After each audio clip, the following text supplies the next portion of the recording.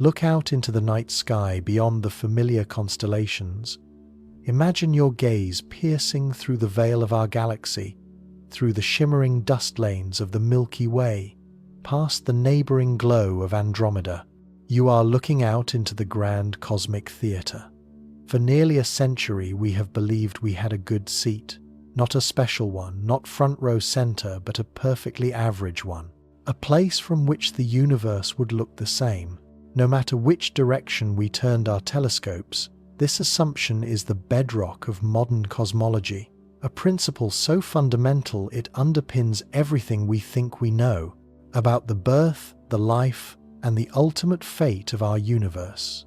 It tells us that here on this small blue planet, we are not special. Our cosmic neighborhood is unremarkable, typical, just like any other. It is a comforting thought, a declaration of cosmic modesty. But what if it is the single greatest mistake we have ever made? What if the foundation of our knowledge is built not on stone, but on sand? What if our comfortable seat is in fact located somewhere extraordinary, a place so unusual, so profoundly empty it warps our very perception of reality, and has sent us on a century-long quest to solve a puzzle whose answer might have been right here all along, hidden not in the farthest reaches of space, but in our own backyard.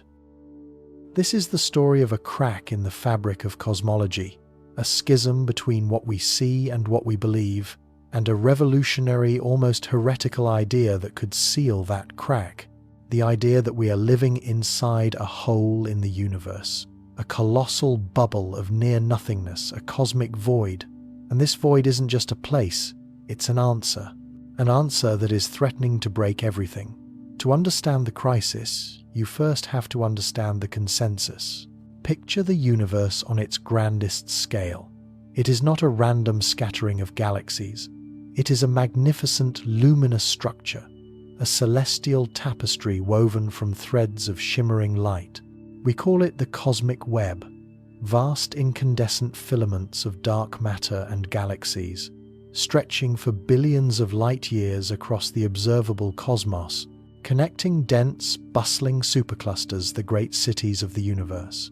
And between these brilliant highways of existence, there are the dark countrysides, the great underdense oceans of emptiness, the cosmic voids. For decades, we have mapped this structure with meticulous care, and we have assumed we live somewhere typical within it, perhaps on the outskirts of a filament or near a modest galactic group, a place where the density of matter is about average. The universe, from our vantage point, should be a fair sample of the whole. This is the cosmological principle, our guiding star. It allows us to take what we see here and generalize it for all of creation.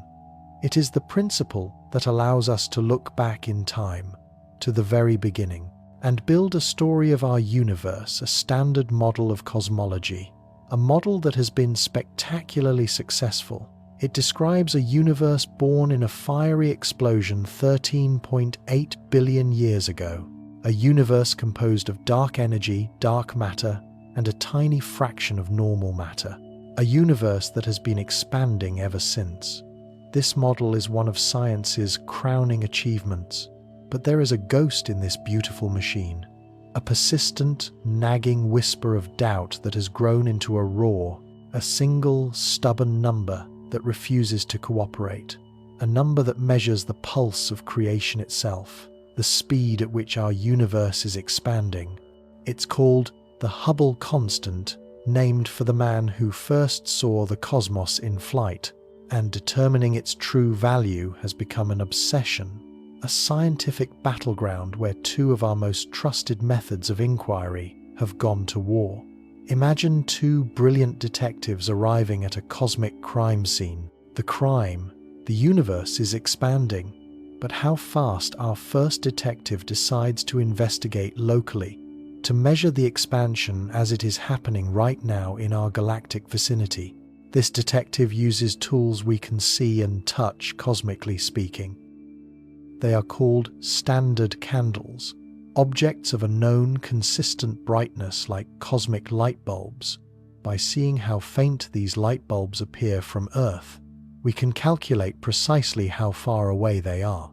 One type of candle is a special kind of pulsating star, a Cepheid variable. Their rhythm is tied directly to their true luminosity. Find a Cepheid in a distant galaxy, measure its pulse, and you know it's distant. Another, even more powerful candle is a Type Ia supernova, the cataclysmic death of a white dwarf star. These explosions are so consistently brilliant they can outshine entire galaxies, allowing us to measure distances deep into the cosmos. Once we have the distance, we measure the galaxy's redshift, the stretching of its light as it rushes away from us. Distance plus speed gives us the rate of expansion. It is direct observational boots on the ground detective work. And after decades of refining these measurements using our most powerful telescopes, this detective arrives at a very specific number, around 73 kilometers per second per megaparsec. It means for every 3.26 million light-years you travel into space, the universe is expanding 73 kilometers per second faster. The number is precise, it is confident, case closed it would seem. But then our second detective arrives. This one works differently. This detective doesn't trust the chaotic evidence of the modern universe. They believe the real truth lies buried in the past, in the pristine evidence from the dawn of time. This investigator looks at the single oldest relic in existence, the cosmic microwave background, the CMB. It is the faint, ghostly afterglow of the Big Bang itself, a baby picture of the universe taken when it was just 3.8000000 years old. This ancient light suffuses all of space, and imprinted upon it are tiny, almost imperceptible temperature fluctuations. These are the primordial seeds of all future structure, the faint whispers that would one day grow into the galaxies and clusters we see today. Our standard model of cosmology is a breathtakingly powerful theory. It can take this baby picture, and by applying the known laws of physics, it can predict with stunning accuracy how the universe should have evolved, from that primordial state into the cosmic web we inhabit now. It can run the cosmic clock forward, and in doing so, it can calculate what the expansion rate must be today. It is a calculation rooted in the very foundations of our physical understanding, a prediction from the dawn of time, and it gives us a number around 67 kilometers per second per megaparsec.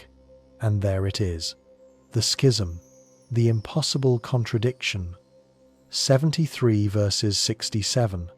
It may not sound like much, a small discrepancy, a minor disagreement between two different methods, but in cosmology it is a chasm, a 5 sigma statistical confidence gap, which means there is only a 1 in 3 to 5 million chance. This is a random fluke. The two detectives are not just in disagreement, they are telling us we are living in two different universes, one that is younger, expanding faster, as told by our local measurements, and another that is older, expanding slower, as predicted by our origin story. They cannot both be right. This is the Hubble Tension, and it is the biggest crisis in cosmology today. It is a direct assault on our standard model. It tells us that our grand story of the universe is missing a chapter, or perhaps the entire book is wrong. For years, scientists have scrambled for an explanation. Perhaps our measurements of the local universe are flawed. Maybe we misunderstand the physics of supernovae or Cepheid stars. But with every new telescope, every new observation, the number 73 only becomes more entrenched. Perhaps then the problem lies with our understanding of the early universe. Maybe some new exotic physics was at play in the cosmic dawn. A new form of dark energy, a previously unknown particle, something that would alter the cosmic expansion in its youth. Scientists have proposed countless new theories, adding layers of complexity, trying to force the model to fit the observation. But so far, none have succeeded without creating other problems. The crisis has deepened. The two pillars of our cosmic knowledge stand in open opposition, and we are caught in the middle, living with a paradox at the heart of reality. But what if both detectives are right? What if their tools are perfect, their methods sound? What if the problem isn't with their measurements, but with an unspoken assumption, an assumption they both made before the investigation even began? The assumption that the crime scene itself is uniform, that the patch of universe we are measuring from is perfectly, completely average. What if our address is the missing clue? What if our home, our vantage point for all of these grand observations, is located inside a cosmic anomaly, an immense, sprawling, mind-bogglingly empty region of space, a place where the rules of averages no longer apply? This is the audacious proposal, that we live inside the KBC void, named for the three astronomers Keenan, Barger, and Cowie, who first mapped its contours. It is not a void in the sense of absolute nothingness. Galaxies still exist here. Our own Milky Way is one of them. Our local group of galaxies is another. But it is a region of profound, shocking underdensity, a cosmic desert. Imagine the cosmic web as a great mountainous landscape. The filaments and superclusters are the towering mountain ranges, gleaming with the light of 1 trillion stars. The voids are the deep-shadowed valleys that lie between them. Our galaxy, according to this idea, is not on the sunlit peak of a mountain. We are deep down in the basin of one of the largest valleys in the known universe. The scale of this proposed void is difficult to comprehend. It is a roughly spherical region of space, 2 billion light-years in diameter. It is the largest cosmic void ever detected. If you could see it from the outside, our own supercluster of galaxies, the Virgo supercluster itself, 100 million light-years across, would be just a tiny, almost invisible speck of dust near its center. It is a bubble of emptiness carved out of the cosmic foam, so vast that for hundreds of millions of light-years in every direction, there is simply less. Less matter, less gravity, less stuff. The evidence for its existence has been quietly accumulating for years. Galaxy surveys which map the three-dimensional positions of millions of galaxies consistently show a deficit in our cosmic neighborhood, a great galactic sparsity extending for an immense distance around us. It is as if we live in the quietest suburb of the universe, far from the clamor and gravitational pull of the cosmic megalopolises. For a long time, this was considered a curiosity, an interesting but likely insignificant feature of our local geography. But as the Hubble tension grew more severe, some scientists began to wonder, could this be more than a coincidence? Could our strange empty address be the key that unlocks the entire mystery? The idea is as simple as it is profound, and it revolves around the fundamental force that shapes the cosmos: gravity. In the standard model, the universe is like a uniform ocean of matter, and everything is being pulled on equally from all directions. The gravitational tug-of-war is perfectly balanced.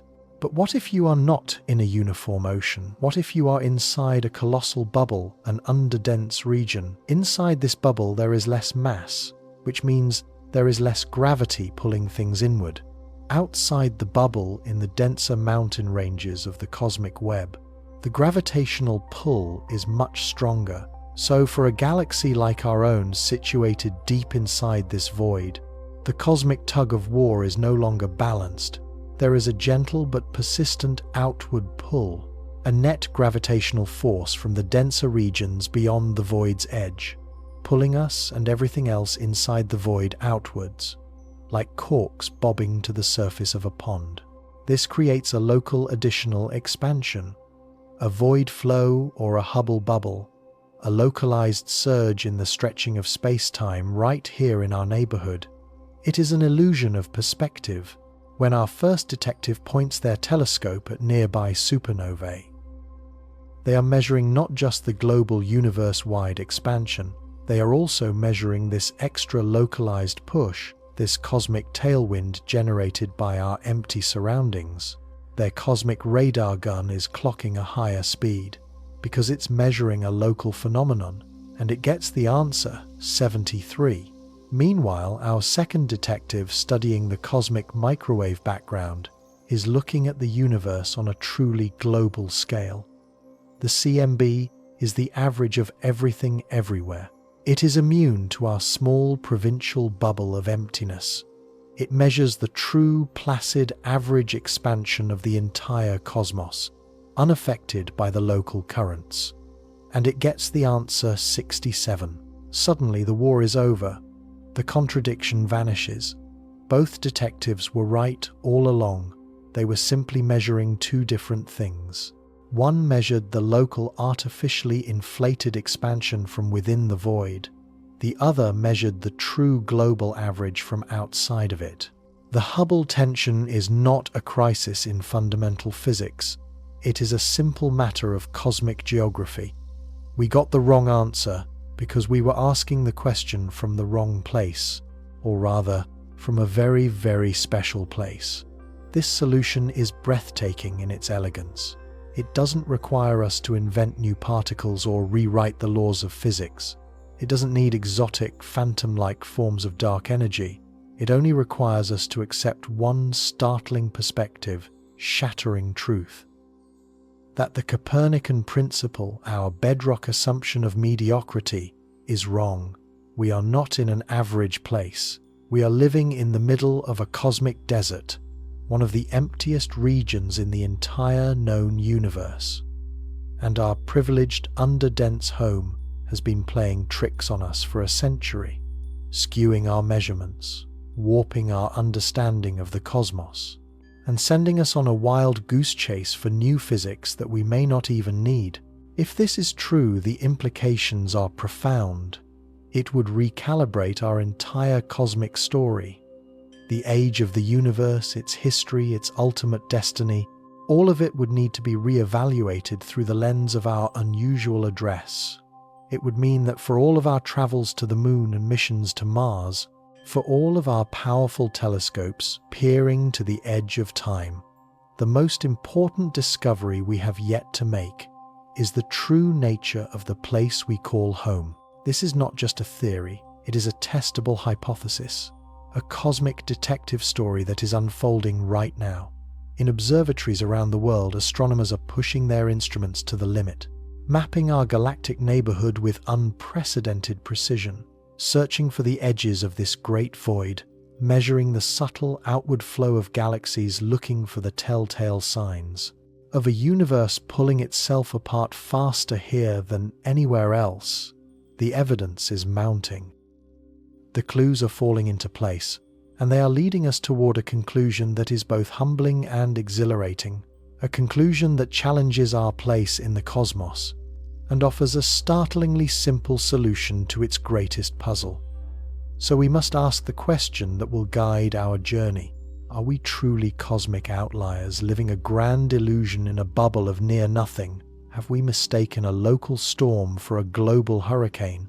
And if we have been this wrong about our own home, what else don't we know about the universe we thought we understood? There is a story of the universe we have told ourselves for decades. A grand and elegant narrative painstakingly assembled from starlight and mathematics. It is a story of cosmic order, of predictable laws. A story of a universe that, for all its bewildering complexity, plays by its own rules. It's our modern creation myth, the standard model of cosmology, and for a generation it has been our bedrock, our map of everything. But what if that map is wrong? What if the grand story we've so confidently told is missing a crucial chapter? Or worse, what if the cosmos itself has been lying to us all along? To understand the crisis brewing at the heart of astronomy, we must first understand the breathtakingly successful theory it threatens to undo. We call it lambda CDM. It might sound technical, but it's a name that contains the entire universe. It's a cosmic recipe, a blueprint for reality itself, and it has just 3 fundamental ingredients. The first is the one we know best: ordinary visible matter. Everything you can see, everything you've ever touched, the chair you're sitting in, the air you are breathing, the earth, the sun, and every glittering star in the night sky. This familiar substance, the stuff of us, is a shockingly small part of the recipe. It's a mere 5% of the total cosmic inventory, a dusting of celestial flour in a vast dark kitchen. The second ingredient is far more elusive. We call it cold dark matter, or CDM. It's the silent, invisible scaffolding of the cosmos. We cannot see it, we cannot touch it. It emits no light, no heat, no radiation. Its presence is known to us only through its immense gravitational influence. It is the unseen hand that sculpts galaxies, that herds star clusters together. It keeps the spinning arms of the Milky Way from flying apart into the void. This mysterious ghostly substance outweighs all the stars and galaxies we can see 5 times over. It is the great dark skeleton upon which the visible universe is built. But the final ingredient is the most perplexing, the most dominant force of all: lambda. This is the Greek letter cosmologists use to represent dark energy. If dark matter is the gravitational glue holding things together, dark energy is its opposite, a pervasive anti-gravitational force, an inherent energy woven into the very fabric of space-time itself. It is a phantom pressure pushing everything in the universe relentlessly apart. It makes up nearly 70% of everything that exists, an invisible ocean of repellent energy in which all of reality floats. 5% ordinary matter, 25% dark matter, 70% dark energy. This is the standard story, the lambda CDM model, and its power is not just in describing what the universe is made of. Its true triumph is in its ability to tell us the universe's life story. With this simple recipe, we can wind the cosmic clock backwards, all the way back to just 3,800,000 years after the Big Bang.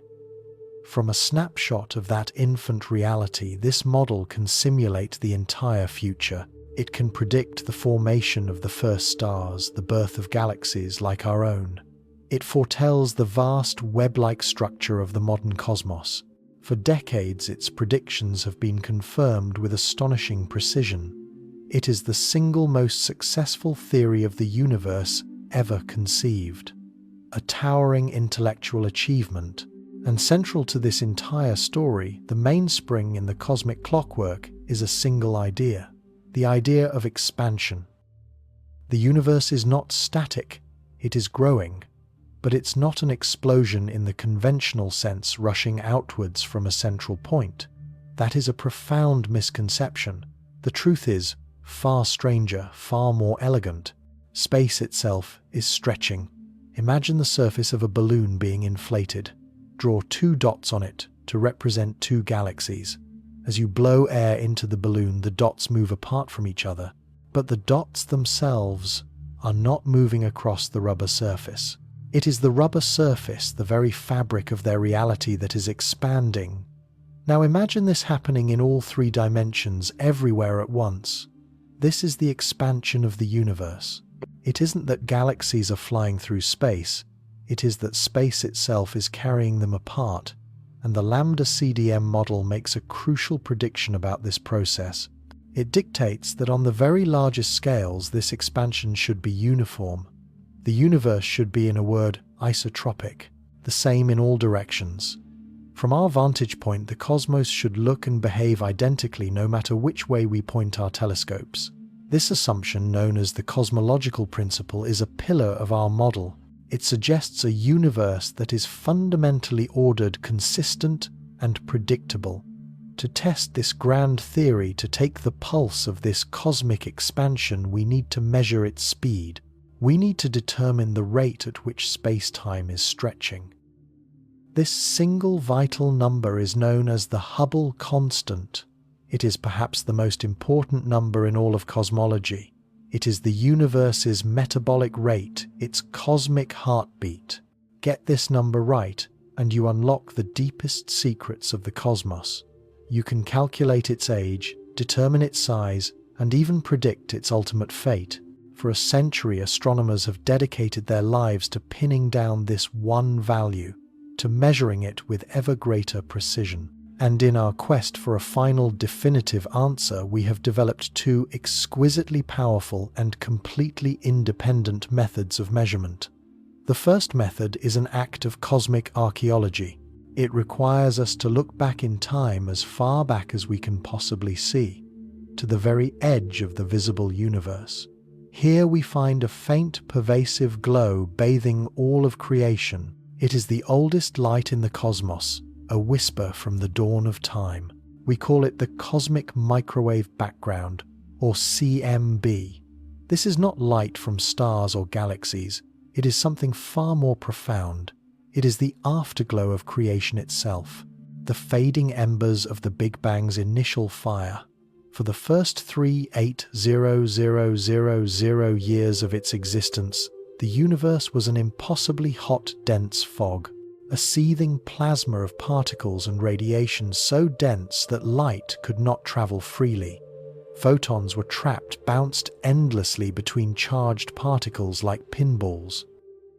The cosmos was utterly opaque, but as the universe expanded, it cooled.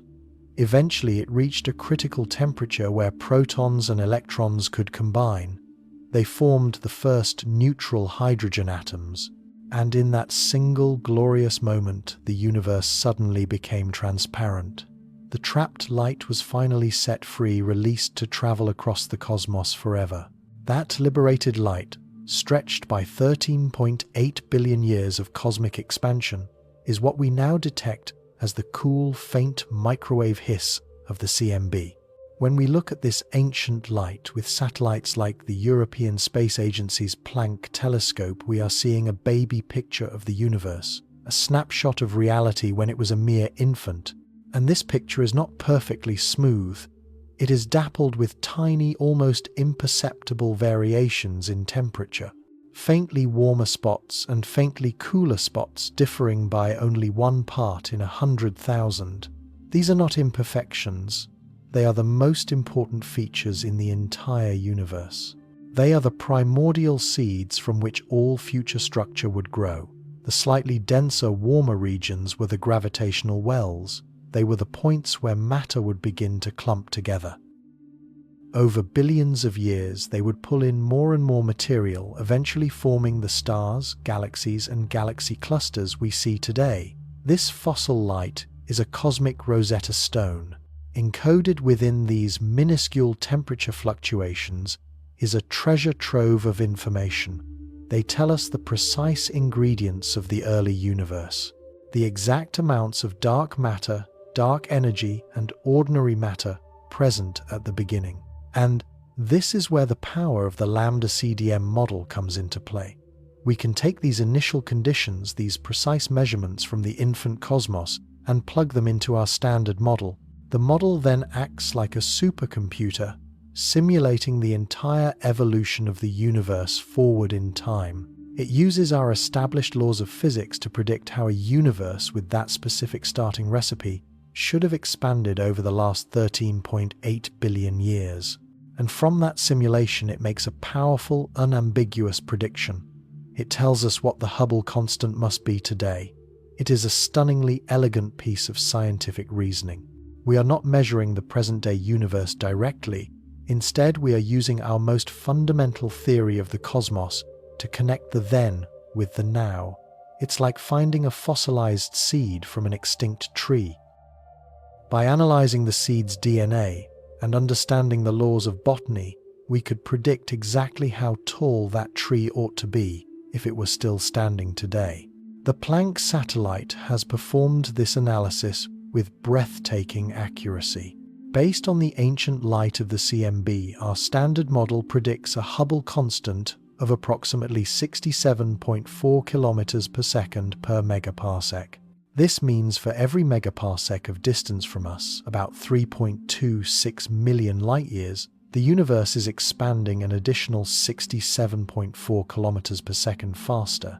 It was a result celebrated by physicists worldwide, a beautiful confirmation of our standard story, a precise, robust number derived from the dawn of time itself. But there is another way to find the answer. A completely different approach, one that ignores the ancient past entirely. This second method is direct. It is empirical. It involves getting out a cosmic measuring tape and gauging the expansion right here, right now, in what we call the local or late universe. This is a far more challenging task than it sounds.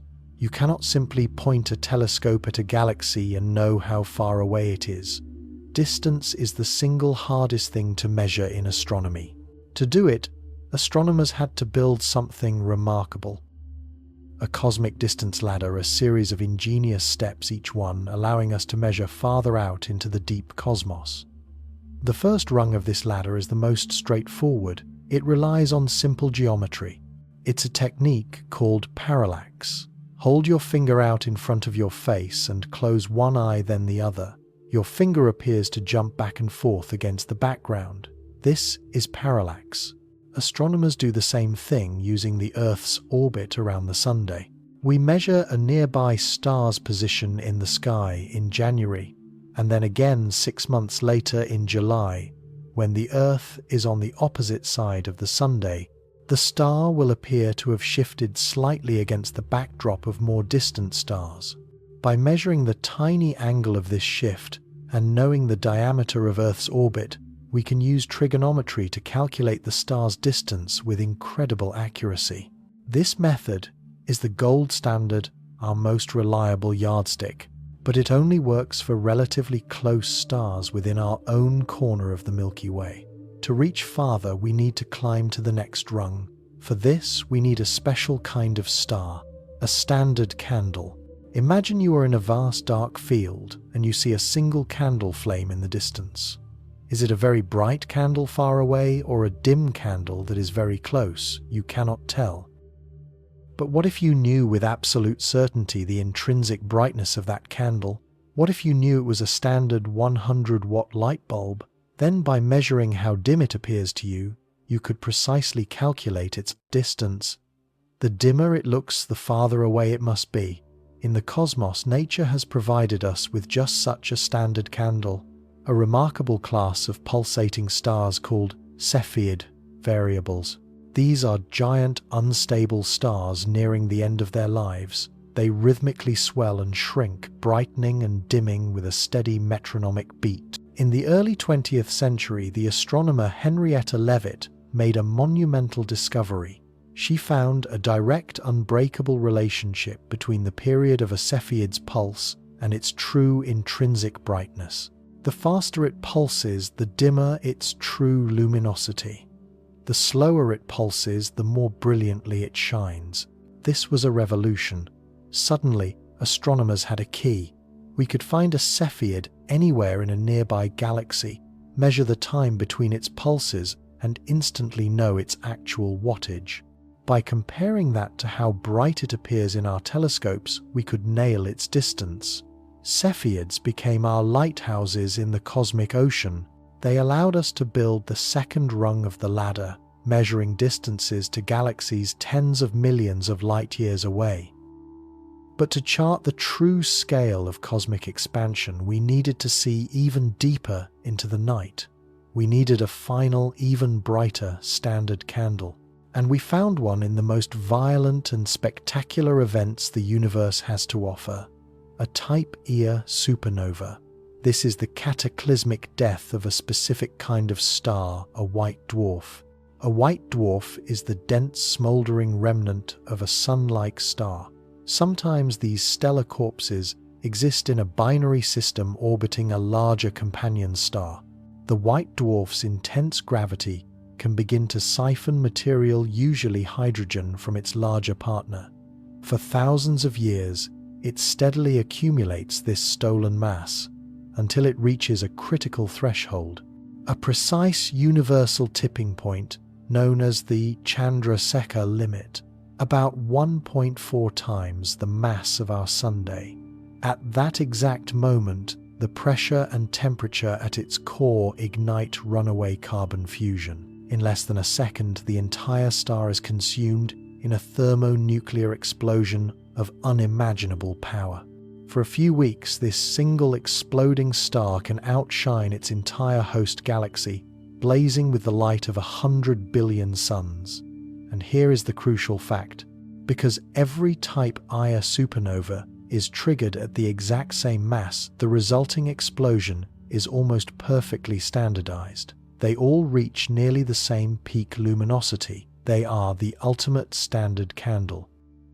Cosmic megawatt bulbs. When we see one of these detonations anywhere in the universe, we know with great confidence how bright it truly is. They are so brilliant they can be seen billions of light years away. These are our cosmic mile markers for the deep universe. First, we use parallax to find the distance to nearby Cepheids. Then we use those Cepheids to calibrate the distances to farther galaxies that also happen to contain a type Ia supernova. This allows us to determine the true brightness of the supernovae themselves. Once calibrated, these spectacular explosions become the final rung on our ladder, allowing us to measure distances across vast stretches of the cosmos. And with this ladder firmly in place, we can finally measure the Hubble constant directly. We find a distant galaxy. We measure its distance using a supernova. Then we measure its redshift, the stretching of its light, due to the expansion of space, which tells us how fast it is moving away from us. Distance. Speed. By doing this for dozens, even hundreds of galaxies, we can calculate the expansion rate. Teams of scientists like the SH0ES project, led by Nobel laureate Adam Rees, have refined this method for years using the Hubble Space Telescope to hunt for Cepheids and supernovae. They have reduced uncertainties, eliminated potential errors, and built an ironclad case. Their direct local measurement of the Hubble constant is definitive. It is approximately 73 kilometers per second per megaparsec. 73. And this is where the story breaks. This is where the elegant, ordered universe of our standard model begins to fracture. On one side, we have the team of cosmic archaeologists. They look at the ancient light of the cosmic microwave background, they feed it through our trusted Lambda CDM model, and they derive a clear predicted value for the expansion rate, 67.4. On the other side, we have the team of cosmic surveyors. They painstakingly build their distance ladder into the local universe using pulsating stars and exploding suns, and they arrive at an equally clear, directly measured value, 73. This is not a small disagreement.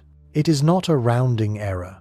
It is a deep, unnerving chasm between two gold standard measurements, a fundamental contradiction between the universe's past and its present.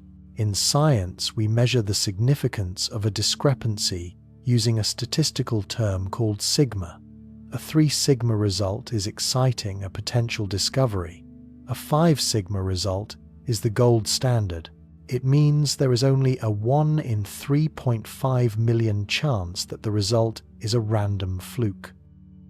The Hubble tension, this schism between our two measurements, has now crossed that 5 sigma threshold. This is a crisis. It's like an architect drawing up a detailed blueprint for a skyscraper. The blueprint, based on all known principles of engineering, predicts the building will be 674 feet tall. But then a surveyor goes out to the finished building with the best laser measuring tools in the world and finds again and again that the skyscraper is actually 730 feet tall. Something is profoundly wrong. Either the surveyor's tools are flawed in some subtle, undiscovered way, or the fundamental principles of engineering used in the blueprint are incomplete or wrong. For years, astronomers have scrambled to find the error. Perhaps the surveyors misunderstood their supernovae. Maybe dust is obscuring our view, making them appear dimmer and thus farther away than they are. Perhaps the archaeologists misinterpreted the CMB data. Maybe there is some unknown physical effect in the early universe that skewed the fossil light. Every possibility has been investigated, every source of error scrutinized and re-scrutinized. And with every new data point, every improved measurement, the discrepancy has not shrunk. It has grown.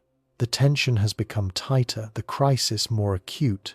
We are standing at a genuine crossroads in our understanding of the universe. The two most powerful tools we have for measuring the cosmos have given us two different answers. The prediction from the dawn of time does not match the reality of today. This isn't just a problem for one number. It strikes at the very heart of the lambda CDM model, our standard story of everything. That elegant cosmic recipe, so successful for so long, cannot simultaneously account for what we see in the early universe and what we measure in the late universe. A crack is appearing in the foundations of modern cosmology, and it forces us to confront a profound and unsettling possibility. Either our measurement of the universe is broken in a way we cannot comprehend, or the universe itself is. Our story has a fatal flaw, and to find it we may have to look closer to home, into the darkness right in our own cosmic backyard. Every great mystery begins not with a bang but with a whisper. A single, quiet observation that refuses to fit. A number that sits stubbornly outside the expected range. For decades we had a map of the cosmos in our heads, a grand, elegant tapestry governed by a single powerful idea, the cosmological principle. It states that on the largest scales the universe is uniform. It is homogeneous and isotropic. No matter where you are or which way you look, the cosmos appears the same. There are no special places, no cosmic thrones, no celestial centers. This principle is the bedrock of modern cosmology, the foundation upon which our entire understanding is built. It allows us to take what we see from our tiny corner of space and extrapolate it to the whole magnificent sweep of reality. But what if the foundation has a crack? What if on scales large enough to matter but small enough to mislead, the universe isn't quite as uniform as we've always assumed? What if the map we've been using is fundamentally, locally wrong? The first hints of this cosmic heresy didn't come from a grand observatory. They didn't arrive with the fanfare of a new theory. They emerged from the quiet, painstaking work of cosmic cartographers. Astronomers who weren't hunting for revolutionary new physics. They were simply trying to draw a better map, to count the neighbors. Imagine the task. Not just counting stars, but counting entire galaxies, billions of them, each one a city of suns separated by millions of years of travel. You can't just look through a telescope and count. The night sky is a flat, two-dimensional illusion. A distant, brilliant galaxy can look just as close as a nearer, dimmer one. To build a true three-dimensional map, you need depth. You need to know how far away each point of light truly is. And for that, you need to measure its redshift, the subtle stretching of light as it journeys across an expanding universe. The greater the stretch, the faster it's receding and the farther away it lies. This is the cosmic yardstick. For years, teams of scientists, among them Amy Barger and Lennox Cowie, were engaged in this monumental, almost Sisyphean task. Day after day, night after night, they gathered data, analyzing the faint spectra from thousands upon thousands of galaxies. Their work was the unglamorous bedrock of astronomy. It was a slow, meticulous process of cosmic accounting, a galactic census on a scale never before attempted. They were building a new atlas of the heavens, one that would chart the true distribution of matter across cosmic time. Collaborating with them was a young researcher, Ryan Keenan. Together they began to weave together these countless threads of data. Each galaxy was a single point plotted in three-dimensional space. Slowly, painstakingly, a picture of our local universe began to emerge. And something was wrong. Or more accurately, something was missing. The cosmological principle tells us that matter should be evenly distributed, like grains of sand scattered across a vast, endless beach. Of course, there would be clumps. Galaxies gather into clusters and clusters into superclusters.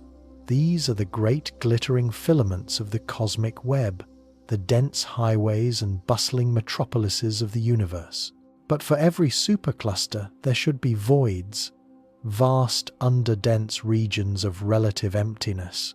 These are the quiet rural landscapes between the galactic cities. The distribution should be random, a cosmic foam of dense and empty regions.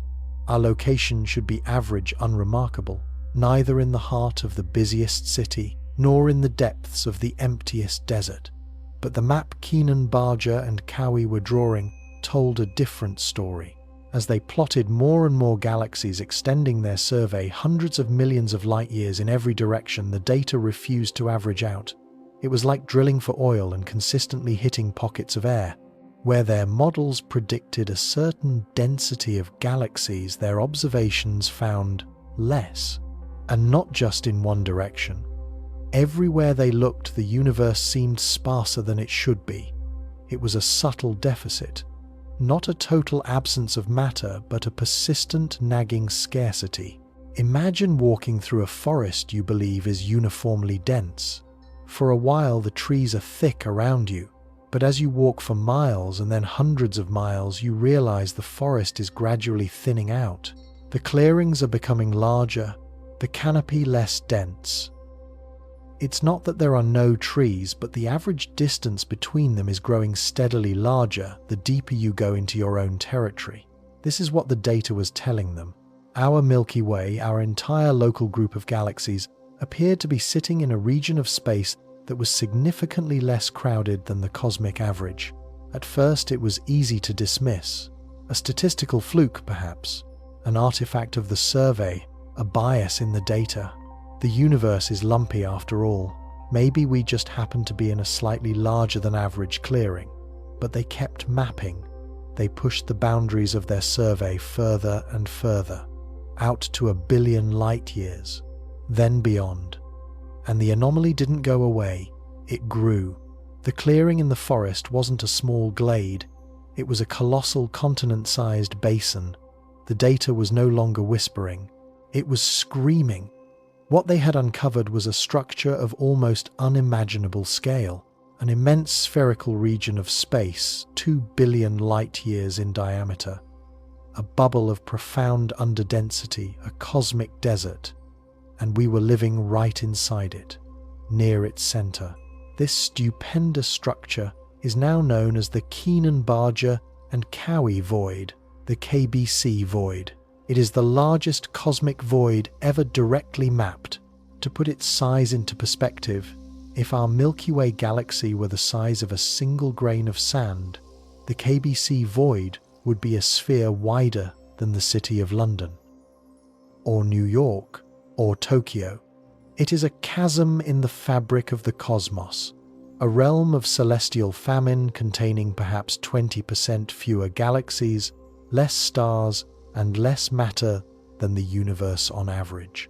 And for the last 13 billion years, we have been its silent inhabitants. This discovery was, to put it mildly, deeply unsettling.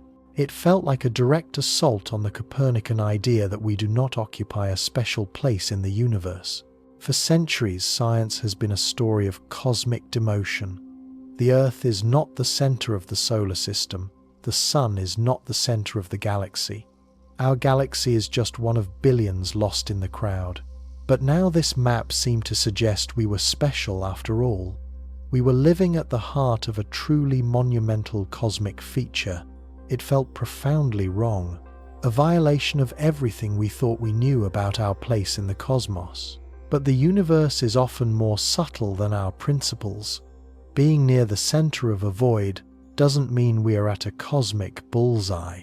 In a universe filled with these vast bubbles like a cosmic foam, it's statistically inevitable that some galaxies will find themselves inside them.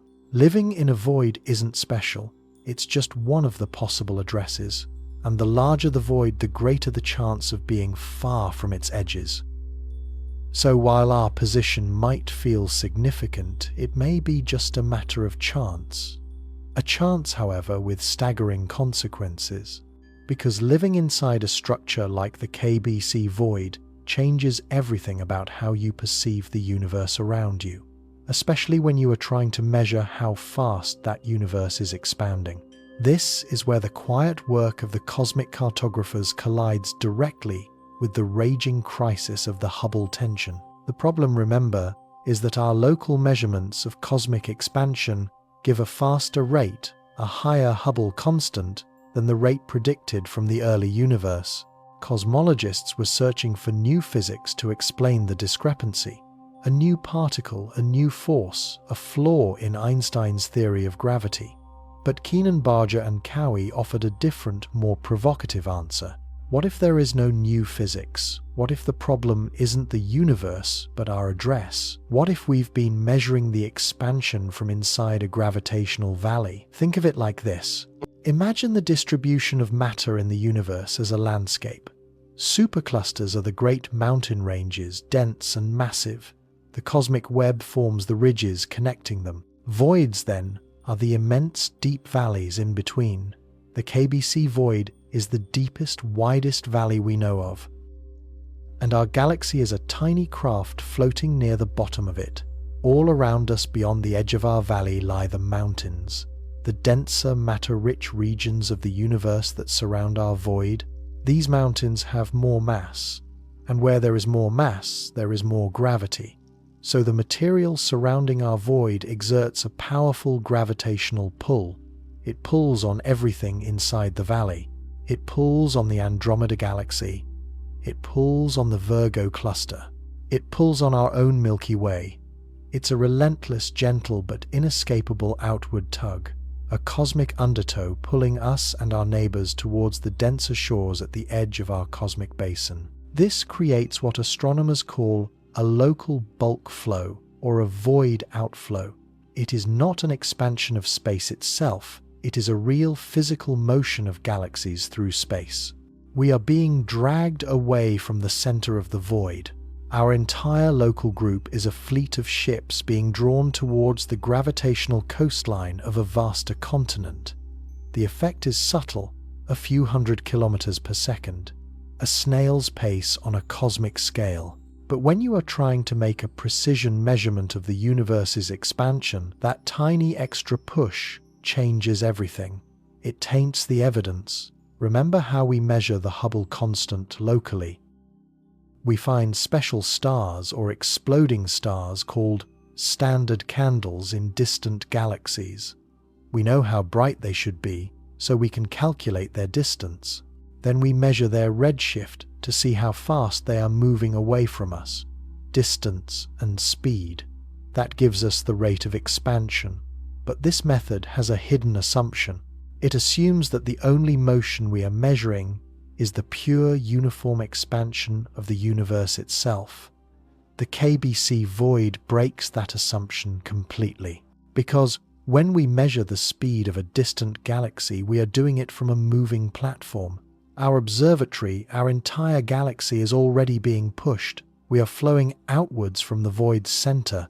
It's like trying to measure the speed of traffic on a highway while your own car is rolling downhill. Every car you look at will seem to be moving away from you faster than it actually is, because your own motion adds to its apparent speed. The gravity of the matter outside the KBC void gives our galaxy and everything in our local neighborhood an extra kick, an extra velocity directed away from the void's center. So when we look out at a distant supernova, we see the speed from the universe's expansion plus the extra speed from our own local outflow. The result? We systematically overestimate the expansion rate. We measure a Hubble constant that is artificially high. This isn't a flaw in our telescopes or our theories of standard candles. It is an environmental bias, a cosmic illusion created by the very ground beneath our feet. The scale of this effect is not trivial. When the team did the calculations, they were stunned. The gravitational pull from the edges of a 2 billion light-year void was powerful enough to produce a local outflow that could account for a significant portion of the Hubble tension. The discrepancy between the early and late universe measurements is about 9%.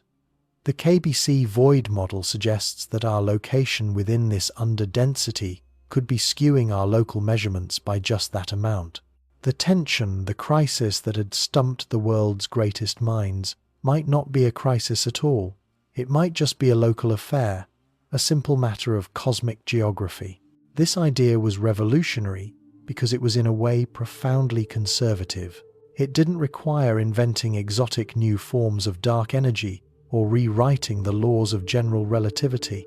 It didn't demand that the elegant, successful model of the early universe was wrong. It only required one thing: that we accept our home is not average, that the patch of universe we can measure with our best instruments is not representative of the whole. The cosmological principle, the bedrock of our assumptions, still holds true on the very largest scales. The entire universe as a whole is still uniform, but we are not measuring the entire universe. We are measuring from inside a colossal, anomalous bubble. Our measurements are provincial, and we have been mistaking our provincial view for a universal truth. Suddenly, the sleepy scientists and their galactic census were at the center of the fiercest debate in modern cosmology. Their painstakingly assembled map was no longer just a map. It was a proposed solution to a paradox, a piece of evidence in a cosmic courtroom.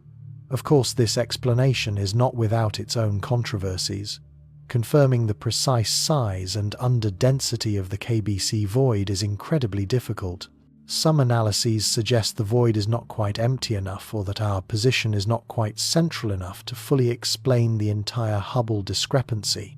The debate rages on, but the KBC void opened a profound new door in our thinking. It forced us to confront the possibility that the greatest puzzles of the cosmos may not be solved by looking for new exotic laws of nature, but by looking more carefully at our own backyard.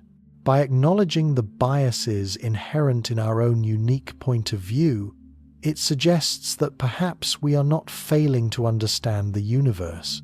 Perhaps we are just now, for the very first time, beginning to understand our place within it. We are residents of a great cosmic desert, looking out at the distant glow of a denser, more populated world. And the pull of that world has been shaping our vision all along.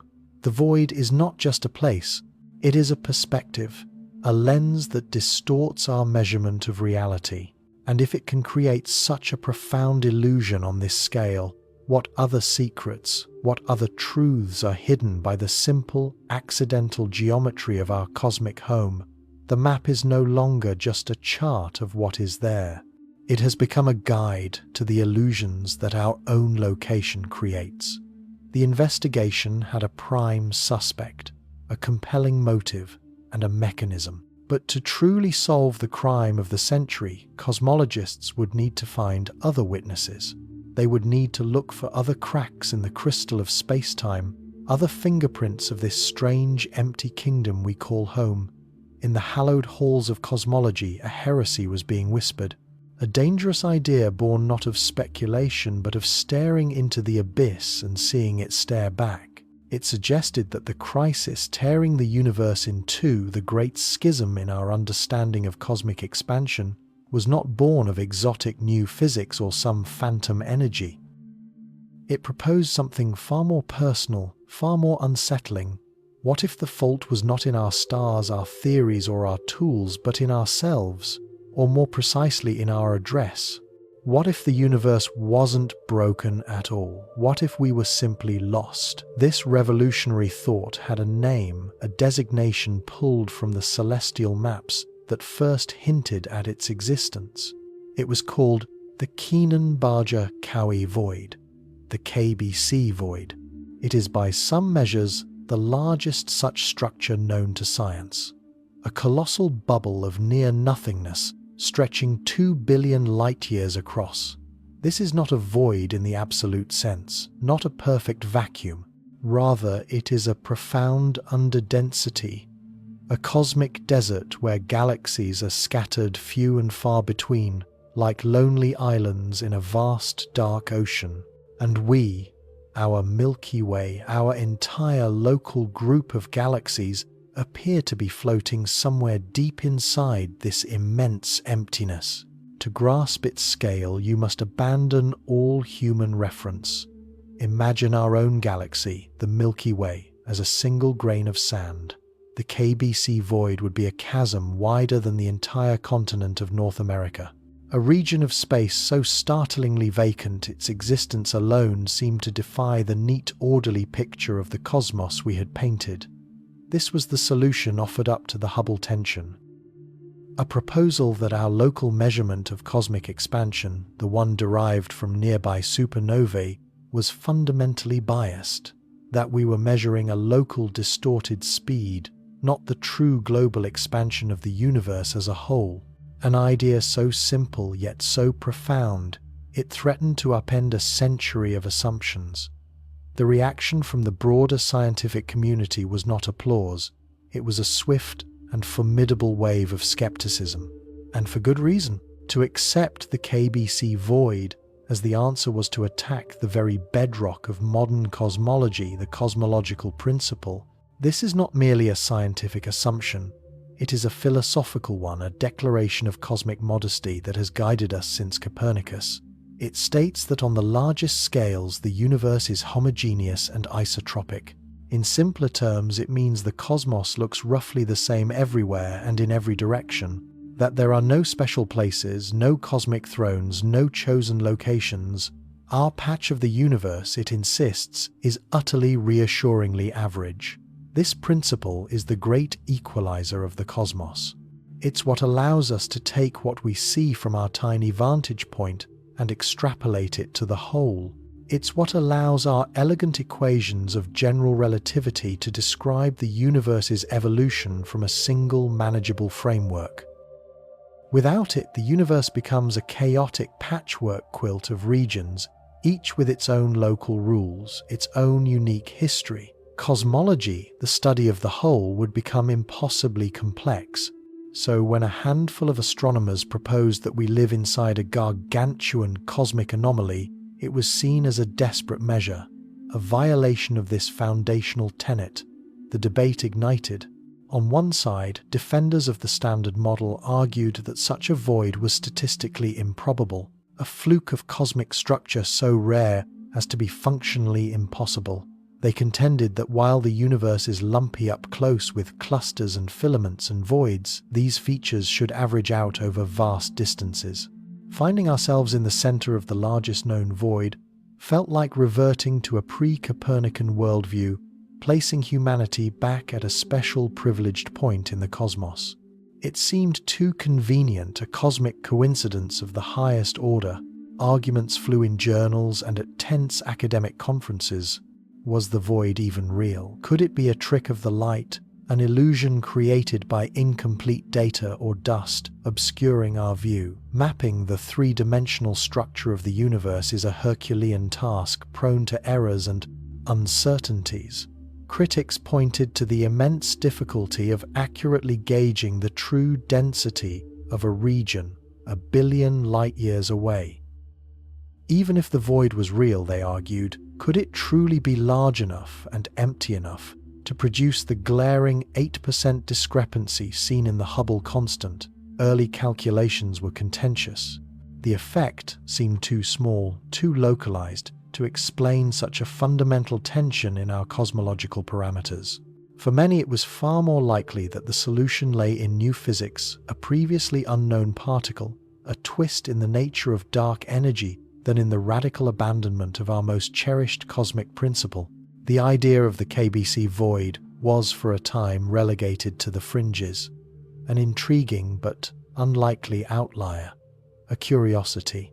But its proponents were relentless because the evidence, however difficult to gather, kept pointing in the same direction. They returned to their telescopes, to their catalogues of galaxies, and began the painstaking work of reinforcing their cosmic map. Their quest was to prove that this was not a ghost in the data.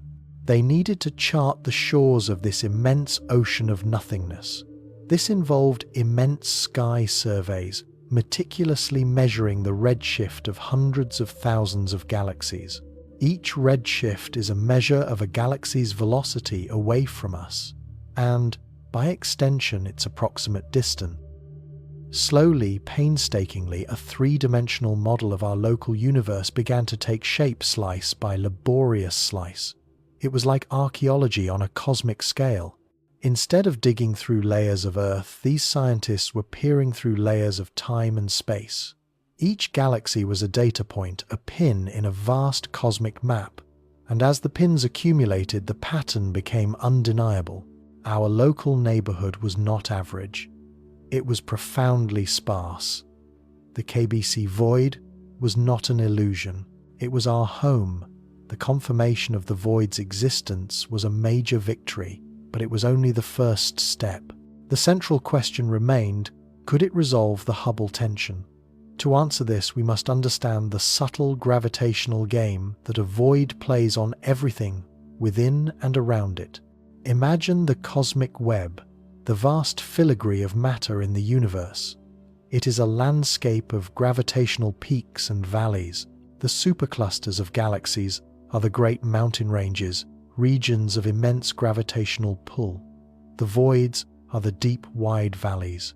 If you are inside one of these valleys, like our Milky Way, you are being pulled on all sides by the distant, massive mountain ranges that form the void's edge. There is more stuff, more mass, more gravity outside the void than inside it. This creates a subtle but persistent outward flow. It's like being on a very gentle slope. Galaxies inside the void are not just carried along by the overall expansion of the universe, the stretching of space-time itself. They are also getting an extra gravitational nudge, a gentle push away from the center of the void and towards the denser regions beyond.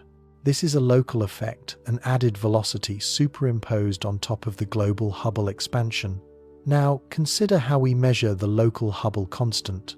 We look at relatively nearby objects like Type Ia supernovae. We measure their distance with exquisite precision, and we measure their redshift, their velocity, away from us.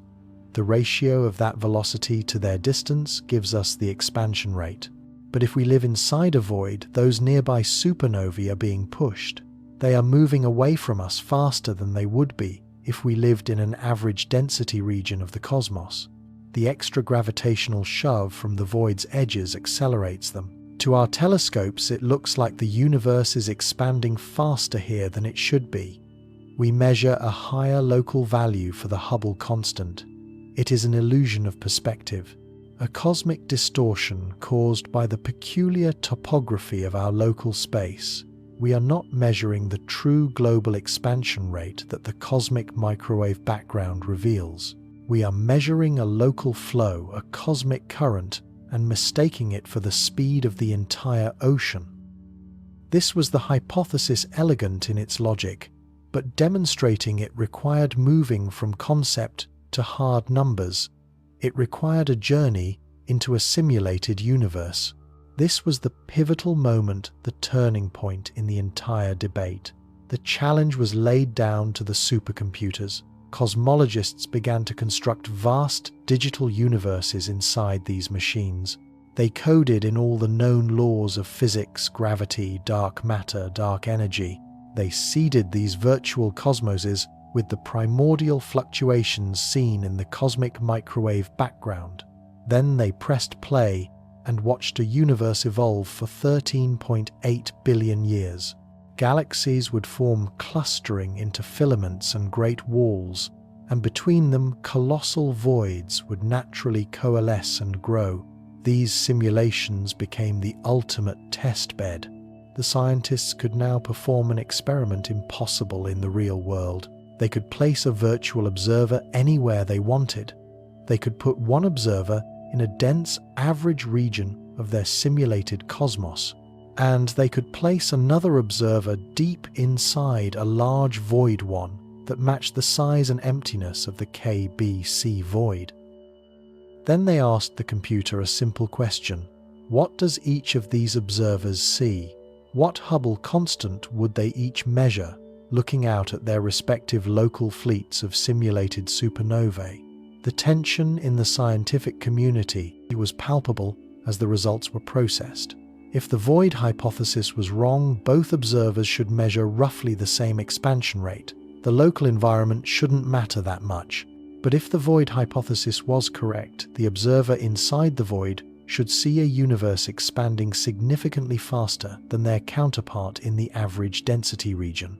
The virtual data began to flow, billions of calculations culminating in a single cosmic readout. And there it was. The result was breathtaking. The simulations showed that an observer inside a KBC scale void would indeed measure a local Hubble constant that was several % higher than the global value. The numbers varied from simulation to simulation depending on the exact shape and emptiness of the void, but the effect was consistently there, and it was powerful. It was precisely the kind of discrepancy needed to explain the Hubble tension. The math held. The digital universe had validated the radical idea. It was no longer a fringe theory. It was a primary suspect, backed by the formidable power of computational astrophysics. The revelation sent shockwaves through the cosmological community. It meant the crisis might not require a revolution in fundamental physics. No new particles, no evolving dark energy. The standard model of cosmology, in its essence, could remain intact. But the price of this solution was the sacrifice of something else. Our assumption of ordinariness, our place in the universe. This forces us to confront a possibility that is for many scientists deeply unsettling. If we live in a special place, a cosmic anomaly, it challenges the very philosophy of how we conduct science. We can no longer assume that what we see here is representative of the whole. Our cosmic vision might be parochial, our measurements skewed by the specifics of our unusual home.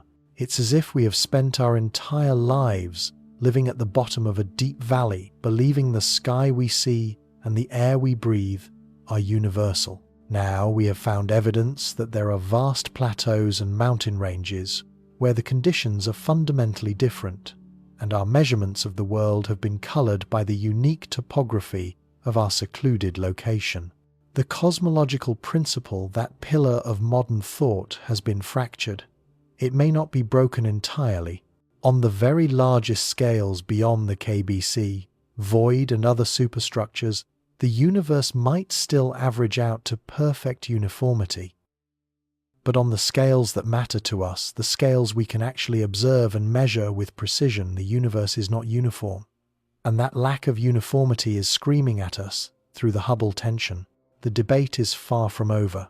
This is science in action, a grand argument playing out on a cosmic stage. Some researchers are still working to refine the void model to see if its effects can perfectly, exquisitely account for the entire discrepancy. Others continue to search for flaws, alternative explanations, or new physics that could yet provide a different answer. New telescopes are being designed specifically to create more detailed 3D maps of our local universe to chart the KBC void with unprecedented accuracy. But a profound shift has occurred. The possibility that our address is the problem is now a central part of the conversation. It has moved from a whisper of heresy to a leading hypothesis. We are being forced to reckon with the idea that our cosmic here is fundamentally different from the cosmic there, and that this difference has created a grand illusion, one that has fooled us for decades and brought cosmology to a crisis. The very conflict that threatened to break our understanding of the universe may in the end be the key that unlocks a more nuanced, more complex, and far more interesting picture of reality. It is a picture where we are not just observers of the cosmos, but participants whose very location shapes what we see. The universe is not a perfectly smooth and simple expanse. It is a place of character, of structure, of grand architecture, and we are just now beginning to appreciate the true nature of the strange and beautiful cosmic neighborhood we call home. The revelation of the KBC void doesn't just offer a solution, it poses a new, more profound question. If our location has distorted our view of cosmic expansion, what other illusions are we living under? What other secrets are hidden in the cosmic map, waiting to be revealed by acknowledging that our point of view is anything but average A? Great and unsettling idea does not simply arrive and take its seat. It is thrown into an arena forced to fight for its own survival. The proposition that we inhabit a colossal void, a bubble of cosmic emptiness, was no exception. It was elegant, it was audacious, and to many it was preposterous. To suggest our cosmic address could resolve the universe's greatest paradox was to challenge not just a number, but the very foundations of modern cosmology. And so the interrogation began. The scientific community, in its relentless, self-correcting way, turned its full attention to this new contender. Every assumption would be questioned, every piece of evidence scrutinized, every alternative possibility brought into the light. The void hypothesis was now on trial, and the verdict would reshape our understanding of everything. The first salvos were fired, not at the void, but at ourselves, at our own fallibility. Before we rewrite the map of the cosmos or invent new laws of nature, we must first be brutally honest about our own limitations. Could the entire crisis in cosmology, this widening chasm between our measurements, be nothing more than a ghost in the machine? A subtle, systematic error hiding in plain sight within our telescopes and our calculations? This is the most conservative path, the first duty of any scientist. To question the data before you question the universe. Systematic errors are the quiet assassins of discovery. They are not random mistakes that can be averaged away. They are subtle biases baked into the very fabric of an experiment. Imagine trying to measure a room with a ruler that is imperceptibly warped. Every measurement you make will be consistent, precise, and wrong. Your room will appear to have a size and shape it does not possess. In cosmology, our rulers are woven from starlight and cosmic echoes. They are fantastically complex. On one side of the Great Divide, you have the cosmic distance ladder. Its first rung is built on pulsating stars, the Cepheid variables whose clockwork rhythm reveals their intrinsic brightness. From there we leap to exploding stars, the Type Ia supernovae, celestial beacons of astonishingly uniform luminosity. Each rung depends on the one below it, a chain of inference stretching out into the nearby accelerating universe. For years, the teams behind these measurements, like the celebrated SH0ES project, have engaged in a relentless campaign of self-criticism. They have recalibrated their instruments, refined their understanding of stellar dust, and hunted for any possible distortion in their cosmic mile markers. They have used different telescopes, different cameras, different methods of analysis, all in an effort to find the warp in their own ruler. They have invited their fiercest rivals to pick apart their work, and yet the number has remained stubbornly fixed. The local universe, they insist, is expanding with breathtaking speed. On the other side of the schism is the early universe. The measurement here is not a ladder, but a single colossal monument. The cosmic microwave background, the afterglow of the Big Bang. It is a snapshot of the cosmos when it was just a baby, a mere 380,000 years old. Embedded in this ancient light are subtle patterns, fluctuations in temperature that represent the seeds of all future structure. By studying the size of these patterns, cosmologists can calculate with stunning precision what the expansion rate should be today. It is a prediction rooted in the most well-tested model in all of science, the Standard Model of Cosmology, known as Lambda CDM. The scientists of the Planck Satellite Collaboration Masters of this ancient light have performed their own exhaustive search for errors. They have accounted for the obscuring glow of our own Milky Way, for the interference of distant galaxies, for the tiniest quirks in their detectors. Their measurement is a triumph of human ingenuity. And it tells a completely different story, a story of a calmer, more leisurely expansion. For years, the hope was that these two monumental efforts would eventually meet, that some hidden error, some overlooked cosmic fog would be found, reconciling the universe's two conflicting tales. But the opposite has happened. With every new data release, with every refinement, the error bars have shrunk. The measurements have become more and more precise, and the disagreement has grown larger, more statistically significant, more impossible to ignore. The community has searched for the warp in the ruler and found none. They have searched for the crack in the monument and found it solid. The brutal conclusion is dawning. Perhaps our tools are not broken. Perhaps they are telling us the truth about a universe that is far stranger than our theories had allowed. And if it is not a mistake in our measurements, then we are forced to confront a much more profound and unsettling possibility. It must be a mistake in our understanding. The fault lies not in our stars, but in our model of the stars. The very laws of physics we thought were universal might be incomplete. This is the doorway to the second great alternative to the cosmic void, the realm of new physics. If you cannot solve the problem by changing your address in the cosmos, perhaps you must change the cosmic rulebook itself.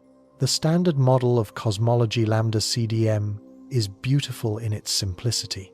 It describes a universe made of a few key ingredients: ordinary matter, the stuff of you and me; dark matter, the unseen gravitational scaffolding; and dark energy, the mysterious force driving cosmic acceleration. For decades, this model has been spectacularly successful, but the Hubble tension is a crack in its pristine facade, a crack so deep it might bring the whole edifice down, and so theorists have begun to imagine what might be missing. What exotic new ingredient could we add to the cosmic recipe to force the early universe and the late universe into agreement? This is a realm of profound speculation, of theoretical phantoms and ghostly energies invoked to mend a broken reality. One of the leading suspects is dark energy itself. In our standard model, dark energy is the cosmological constant, an intrinsic, unchanging energy of space-time itself. It is a constant, relentless push, the same yesterday, today, and forever. But what if it isn't constant? What if dark energy is a dynamic, evolving entity? This idea is known as quintessence, or more broadly, exotic dark energy. Imagine the universe's expansion is like a car rolling down a hill. In the standard model, the accelerator is pressed down at a fixed amount, providing a steady, unchanging push. But in an exotic dark energy model, there is a driver with their foot on the pedal. Perhaps in the early universe, this driver was barely pressing down. The dark energy was weaker, less significant. This would subtly alter the conditions seen in the cosmic microwave background, changing the prediction for the expansion rate today. Then, in the more recent past, in the last few billion years, the driver slammed their foot on the accelerator. This early dark energy would have decayed away, but a new, stronger form emerged, triggering a much more rapid phase of acceleration. This would make our local neighborhood, the one measured by supernovae, expand faster than the early universe would have predicted. Suddenly the conflict is resolved. Both measurements are correct. They are just measuring a universe whose behavior has changed over cosmic time. It is a tantalizing solution. It saves the cherished principle of cosmic homogeneity. We are not in a special place. Instead, we are living in a special time. But it comes at a great cost. It feels contrived.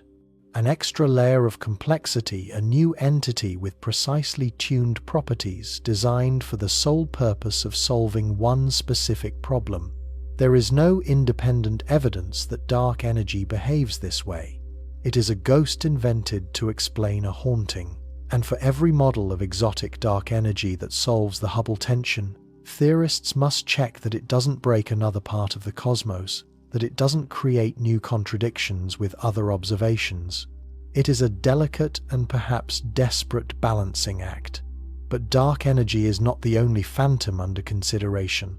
Perhaps the new physics we need is not a force, but a particle so elusive it makes other ghostly particles seem sociable.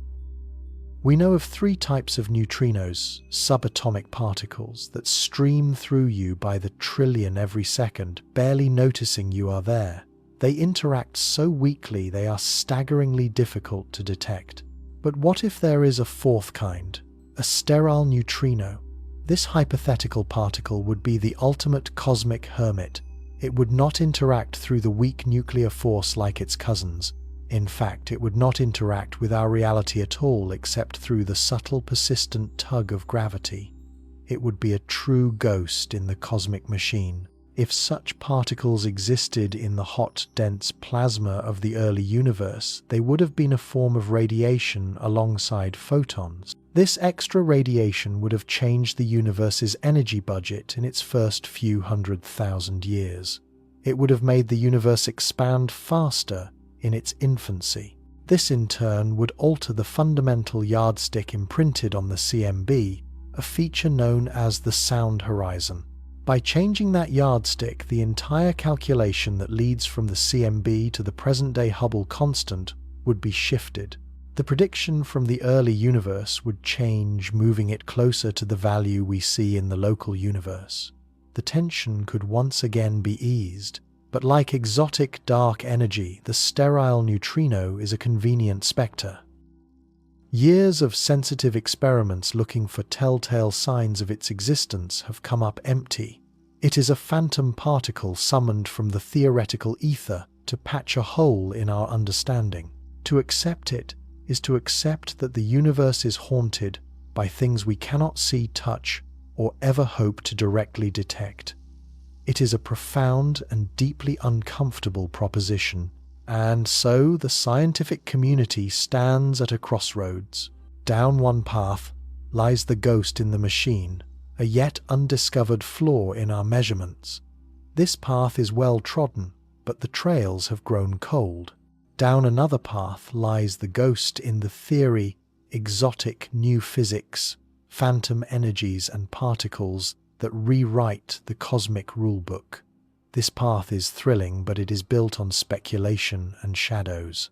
And then there is the 3rd path, the one that leads back to the void, the one that says we don't need to change our ruler and we don't need to change our rules, we just need to change our map.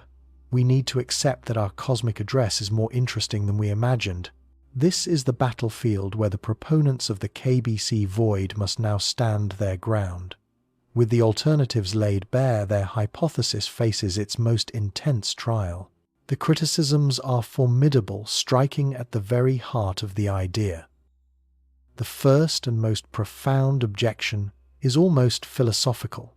The void hypothesis seems to violate the Copernican principle. This is the foundational idea dating back centuries that we are not special. The Earth is not the center of the solar system. The Sun is not the center of the galaxy, and our galaxy is not the center of the universe. Cosmology's standard model elevates this to a physical principle. The universe on large enough scales is homogeneous and isotropic. It looks the same everywhere and in every direction. But the KBC void model suggests we live in a decidedly atypical place. A vast underdensity, a cosmic basin 2 billion light-years across. To the skeptics, this feels like a step backwards, a return to a pre-Copernican mindset. Are we really so arrogant as to believe we inhabit the one place in the universe whose unique geometry explains away a fundamental cosmic puzzle? It seems too convenient, a cosmic coincidence of the highest order. The proponents of the void have a powerful counter-argument. The Copernican principle, they say, does not mean the universe is perfectly smooth. It is a statement about averages over enormous scales.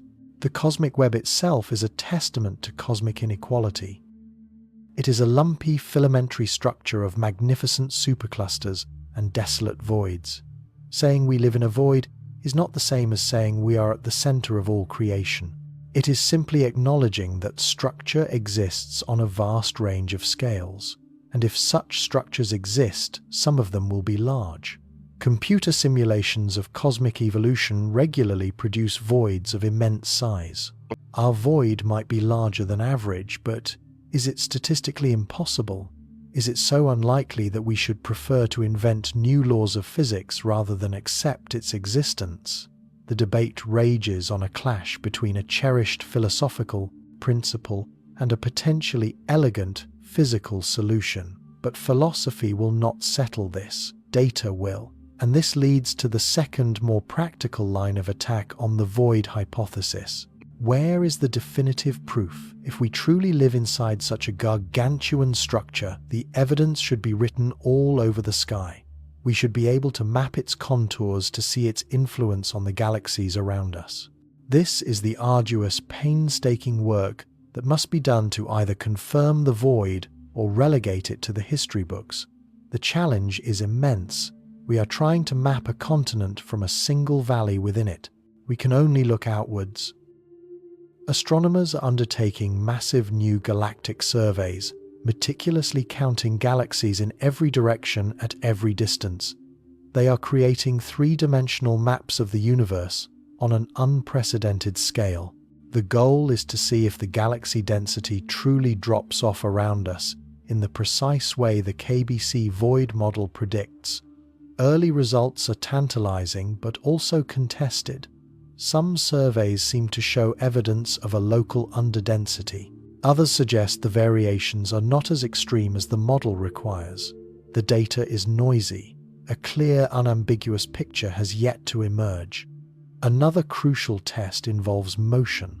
If we are in a giant void, we are not just in a region with less stuff. We are in a region with a different gravitational landscape. The immense superclusters that form the walls of the void should be pulling us and all our neighboring galaxies towards them. This should create a coherent outflow, a bulk flow of galaxies all streaming away from the void's center. Detecting this subtle collective motion against the backdrop of the universe's overall expansion is a Herculean task. It requires measuring the velocities of thousands of galaxies with exquisite precision. Again, the evidence is murky. Some studies have claimed to find evidence for such a bulk flow, a cosmic current, that aligns with the void hypothesis. But other analyses of the same data or of different galactic catalogues find no such coherent movement. The universe, it seems, is not yet willing to give up its secrets easily. Every clue is wrapped in an enigma. The proponents of the void are now under immense pressure. They must refine their models, making them more precise. They must predict exactly what future surveys should see. They must show unequivocally that their cosmic geography is more than just a clever theoretical construct. They need to demonstrate that this void is not a mathematical ghost, but a real place with real observable consequences. So the stage is set for a final confrontation. In one corner, the defenders of the standard model, armed with exotic dark energy and phantom particles, proposing a new physics to save the old cosmology. In the other corner, the challengers, armed with a radical new map, proposing a new cosmology based on the old established physics. And in the middle, the hard-working observers, the astronomers patiently gathering the light from 1 billion galaxies, knowing that within their data lies the key. The tension is no longer just a number. It has become a battle for the soul of cosmology, a deep uncertainty about the nature of our universe and our place within it. Is the cosmos governed by unseen laws and phantom energies? Or is its character defined by a majestic, unequal tapestry of clusters and voids? The case for the void is on the table, but the jury is still out. To reach a verdict, we need to go deeper. We need new eyes on the sky, new probes into the dark. We need a generation of instruments powerful enough to make the definitive measurements that will finally force the universe to choose which story is true. The interrogation is not over. The final decisive evidence is about to be presented. The universe has brought us to a precipice. A chasm has opened in the heart of cosmology. On one side, the infant cosmos, its first light, telling a story of a gentle, stately expansion across cosmic time. On the other, our modern universe, our stellar neighborhood which screams of a runaway acceleration, a frantic, urgent flight. These two tales are irreconcilable. They cannot both be true. This schism, this deep crack in our understanding of reality, is the Hubble tension. And here, at the edge of this intellectual abyss, science is mounting its final, most ambitious assault. The time for speculation is ending. The era of definitive proof is about to begin. We are now entering the courtroom of the cosmos. The KBC void, our vast, underdense home, is on trial. Is it the master key that unlocks this profound paradox, or is it merely a local curiosity, a distraction from a much deeper, more unsettling truth about reality itself?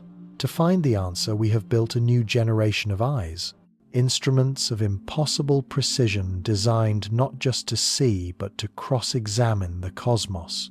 Across the deserts of Chile, new titans of glass and steel awaken each night, their gaze fixed on the heavens.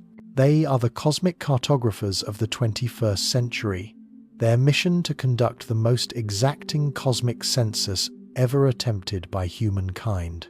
They hunt for the universe's standard candles, those Cepheid variable stars, and type Ia supernovae with a fervor bordering on obsession.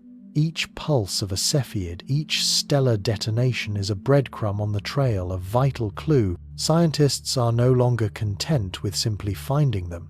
They are measuring them with a precision that was once science fiction, disentangling their light from the obscuring fog of cosmic dust, correcting for every conceivable distortion. They are accounting for the chemical composition of the star's home galaxy, the subtle ways its light might be bent by intervening matter, the faintest signatures of its motion through space. This is a quest for unimpeachable accuracy. The argument between 67 and 73 kilometers per second per megaparsec may seem like a triviality, an academic squabble. But within that tiny numerical gap lies a revolution. Within that discrepancy hides either our profound local bias or the ghost of a new undiscovered law of physics. So we measure, we refine, we build machines that can detect the slightest tremor in the cosmic expansion rate. Simultaneously, a fleet of sentinels now orbits high above our world. The European Space Agency's Gaia Observatory, a marvel of astrometry, is charting the precise positions and movements of over 1 billion stars. Its data allows us to build a three-dimensional scaffold of our own galaxy, calibrating our local distance ladder with unprecedented confidence. Every measurement it makes is another step towards certainty, another anchor point in the churning cosmic sea. From this platform, we can reach out with greater assurance, judging the distances to our neighboring galaxies more accurately than ever. The James Webb Space Telescope joins the hunt, its infrared vision piercing through veils of dust that blinded its predecessors. It can study Cepheids in galaxies farther away than we ever thought possible, extending the reach of our direct measurements deep into the void and beyond its hazy, ill-defined shores. These are not just telescopes, they are engines of discovery, forging the evidence that will either vindicate the void hypothesis or condemn it as insufficient. The prosecution and the defense are both gathering their exhibits, preparing for a final summation. And the centerpiece of this entire investigation is the map, an audacious, magnificent attempt to chart the void itself, to draw its borders, to plumb its depths, to feel its influence. This is the work of colossal galaxy surveys, projects with names that echo their grand ambition. DESI, the Dark Energy Spectroscopic Instrument atop a mountain in Arizona, is a machine built to interrogate the light of tens of millions of galaxies. It is a cosmic census taker of breathtaking efficiency. Its 5,000 robotic eyes, tiny fiber optic probes, can reposition themselves every few minutes, each one locking onto a distant island of stars, sipping its ancient light and dissecting it into a spectrum. Each spectrum is a fingerprint. It tells us a galaxy's chemical makeup, its age, and most importantly, its precise distance from us. This is how you map the invisible. You don't look for the emptiness. You look for what isn't there. You count the galaxies dot by dot across colossal swaths of sky. You measure their redshifts, their apparent flight away from us, and from that you construct a three-dimensional model of the universe. It is painstaking, data-intensive work on an inhuman scale. The Euclid Space Telescope, now soaring through the void of space, is undertaking an even grander survey. It will map the geometry of the dark universe, charting the locations of billions of galaxies across a third of the sky, looking back through 10 billion years of cosmic history. Its goal is to trace the cosmic web in exquisite detail, that luminous filigree of galaxy clusters and superclusters that forms the skeleton of the cosmos, and in the spaces between those glowing filaments it will map the voids. It will reveal not just our KBC void, but the entire cosmic foam, the intricate, beautiful architecture of emptiness and structure. With this map, we can finally stop guessing. We can trace the edge of our local underdensity. Is it a sphere, an ellipsoid? Does it have tendrils and offshoots? Where does its influence truly begin and end? The map will tell us. We can measure its depth, its level of evacuation. Is it 20% emptier than average? 40%? 50%? The exact number is everything. That figure determines the strength of its gravitational pull, or more accurately, its gravitational repulsion. Remember, the void doesn't push, it simply fails to pull. All around us on the far side of this immense basin, the cosmic web, rich with galaxies and dark matter, exerts its relentless gravitational tug. It pulls on our Milky Way and our local group of galaxies. But from the direction of the void's center there is less matter, less mass, less gravity. The pull from that direction is weaker. The result is a net outflow, an acceleration away from the center of the void and toward the denser structures that form its walls. We are being swept along in a cosmic current, a river of galaxies flowing out of this basin. This local extra motion driven by the void adds to the overall expansion of the universe discovered by Hubble. When our telescopes measure the speed of nearby galaxies, they see two things at once: the smooth global expansion of space-time itself and this extra local velocity, this gravitational kick from the void.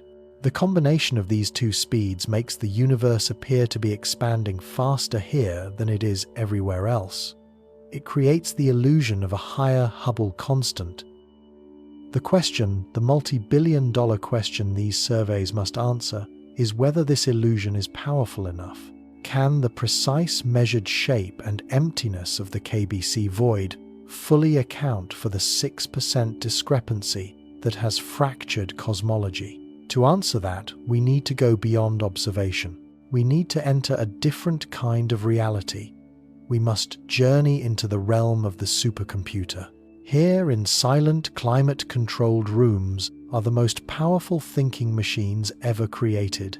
And within their silicon minds, we have learned to build new universes. These are not mere cartoons or animations. They are sprawling, breathtakingly complex digital cosmos. Coders and physicists act as digital gods. They set the initial conditions mirroring what we see in the cosmic microwave background. They pour in the ingredients: dark matter, a sprinkling of ordinary matter, a dose of dark energy. They program the laws of physics, Einstein's general relativity, into the very fabric of this simulated reality. Then they press run, and they wait. For weeks, sometimes months, the supercomputer churns. It calculates the gravitational attraction between trillions of virtual particles. It tracks their movements over billions of simulated years. A digital universe is born. And what emerges from this computational crucible is astonishing. A cosmic web, delicate and vast, spins itself into existence. Galaxies form at the nodes of shimmering filaments. Clusters of galaxies congeal like dewdrops on a spider's web, and between them great voids open up, carved out by the relentless outward flow of matter. These simulations are our cosmic laboratories. We cannot create a real void in a lab to study its effects, but we can create countless virtual ones. We can create a digital universe with a void exactly like the KBC. We can place a virtual observer, a stand-in for ourselves inside that simulated emptiness, and then we can ask the simulation a simple critical question.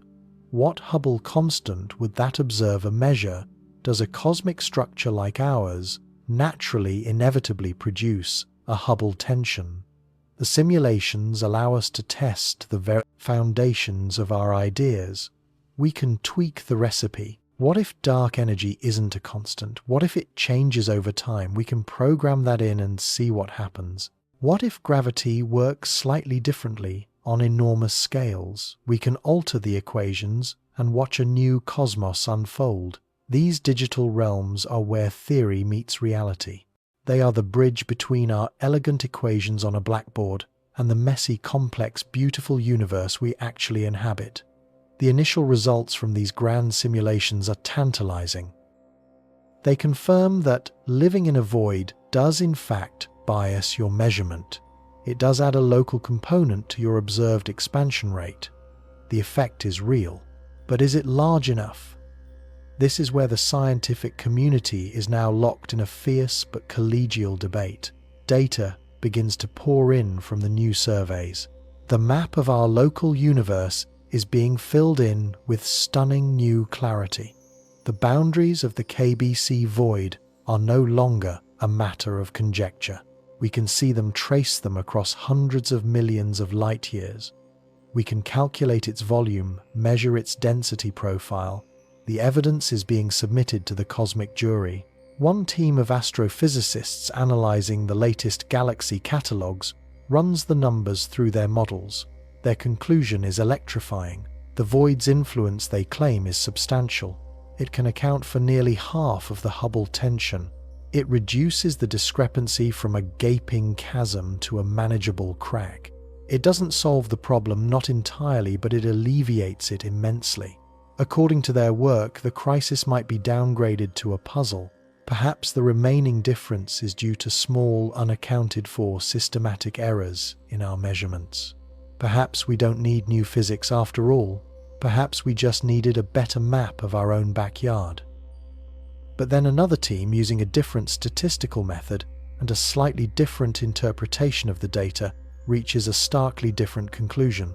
Their models suggest the void's effect is much more modest, a small nudge but not nearly enough to explain the tension. They argue that the void is a red herring, a fascinating feature of our local geography, but not the culprit we are looking for in the great cosmic mystery. Their results point away from our local address and back toward a fundamental flaw in our cosmic model. They argue that the tension is as real and as urgent as ever, and so the debate rages. In conference halls, in scientific journals, in late-night lab meetings, the world's best minds wrestle with this conflicting data. Every new supernova discovery, every new galaxy redshift measurement is another piece of evidence thrown into the fray. This is not a failure of the scientific process. This is the scientific process in its purest, most vibrant form. It is an argument with nature itself, with the highest possible stakes. We are in the climax of the story, where all the clues are coming together, but the final picture is still maddeningly blurry. It seems we are converging on a complex, nuanced answer. The emerging consensus appears to be steering us away from a simple, dramatic resolution. It's looking increasingly unlikely that the KBC void is the lone gunman. Its gravitational influence seems undeniable, a real and measurable factor. It almost certainly contributes to what we see. Our cosmic address does matter. The Copernican principle, the idea that we occupy no special place, has been profoundly challenged, if not entirely broken. We live in a cosmic hollow, and that has colored our perception of the whole.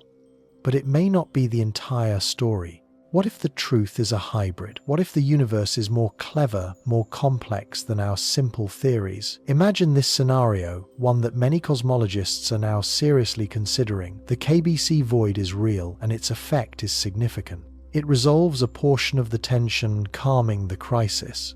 It forces us to re-evaluate all our local measurements, to develop new methods for correcting for our peculiar cosmic environment. But even after we account for it perfectly, a small gap remains.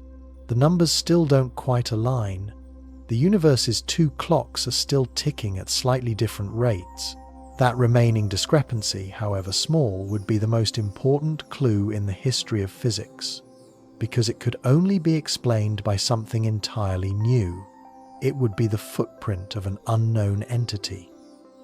Perhaps it points to a new form of early dark energy that briefly accelerated the universe's expansion just after the Big Bang, before fading away, leaving a subtle but permanent mark on the cosmos we see today.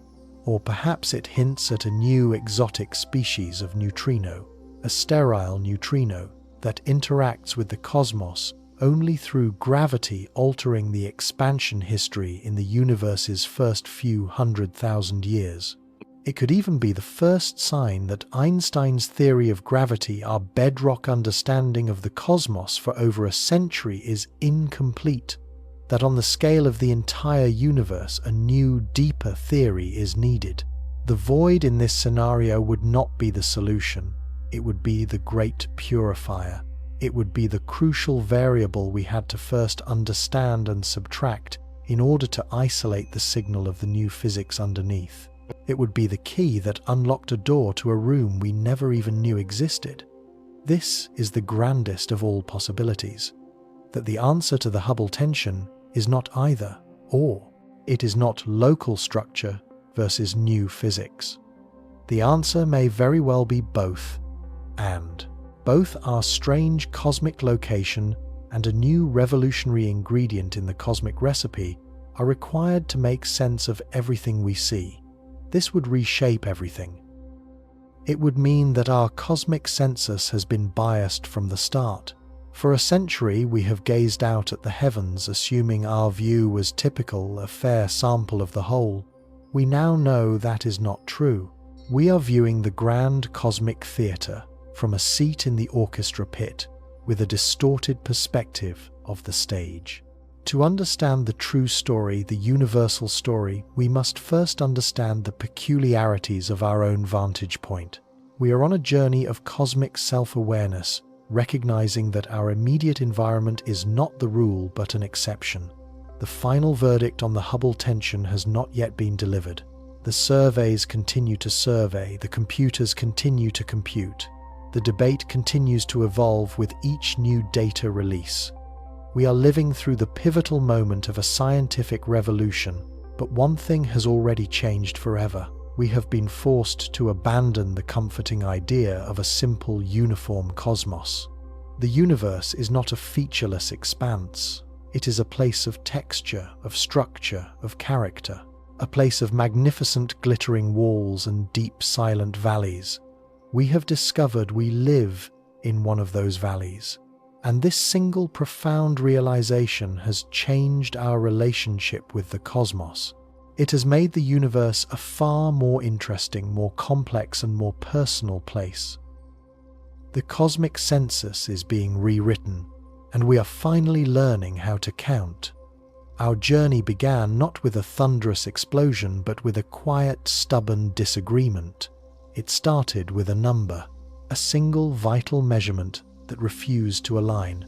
On one side, the ancient light of the early universe, the faint primordial afterglow of the Big Bang itself. This echo of creation, captured in exquisite detail, told us a story of cosmic expansion. It gave us a velocity, a rate at which space was stretching. It was a number derived from the universe's very birth. On the other side, the modern cosmos, a universe glittering with pulsating stars and exploding supernovae. These nearby beacons, our standard candles in the dark, provided a second measurement of that very same expansion, a number drawn from the universe as it is today. two methods both honed by decades of brilliant science, two sets of impeccable, painstakingly collected data, two answers to the same fundamental question, and they were irreconcilably different. This was not a minor statistical fluke, a simple rounding error. This was a schism, a deep and unsettling chasm that had opened at the very heart of modern cosmology. Scientists called it the Hubble Tension, a deceptively gentle name for a crisis that threatened to shatter our most complete picture of reality, the standard model of cosmology. For years, the finest minds on the planet probed the problem. They searched for flaws in the measurements, for subtle errors in the analysis, for a hidden mistake. Was there something wrong with our understanding of supernovae? Had we misinterpreted the ancient light of the cosmic dawn? Every avenue was explored, every stone unturned, and the discrepancy remained defiant and inexplicable. It felt as though the universe was speaking in two different languages, offering two conflicting truths about its own nature. This single nagging paradox was a crack in our cosmic mirror, and through that crack we began to glimpse something profound. A possibility so audacious, so contrary to a century of thinking that it was almost scientific heresy. The problem, the whisper suggested, wasn't in our telescopes. It wasn't in our calculations. The problem was in our assumption of where we are. We had to confront a ghost that has haunted us for 5 centuries, the ghost of Copernicus, who taught us a profound lesson in humility. He moved the Earth from the center of everything, placing us in a common orbit around an ordinary star. From that moment on, science has been guided by this principle, the idea that we are not special, that our planet, our star, our galaxy, our position in the cosmos holds no privileged place. This assumption formalized as the cosmological principle became the bedrock of our understanding. It states that on the largest scales the universe is homogeneous, that it is broadly the same everywhere and in every direction, a smooth, evenly distributed tapestry of matter and energy. This elegant simplification is woven into every equation we use to describe the history and the fate of the universe. But what if it isn't true? What if the crack in our cosmic mirror was revealing not a flaw, but a feature we had refused to see? The answer did not come from a grand new theory of physics. It came from a quiet, meticulous survey of our own backyard. From the patient work of scientists who dared to map the shadows, they discovered we are living inside something astonishing, a colossal, almost incomprehensible bubble of relative emptiness, a region of space stretching 2 billion light-years across, containing far fewer galaxies, less matter and less gravity than the bustling cosmic metropolis that lies beyond its borders. The Keenan-Barger and Cowie void, the KBC void.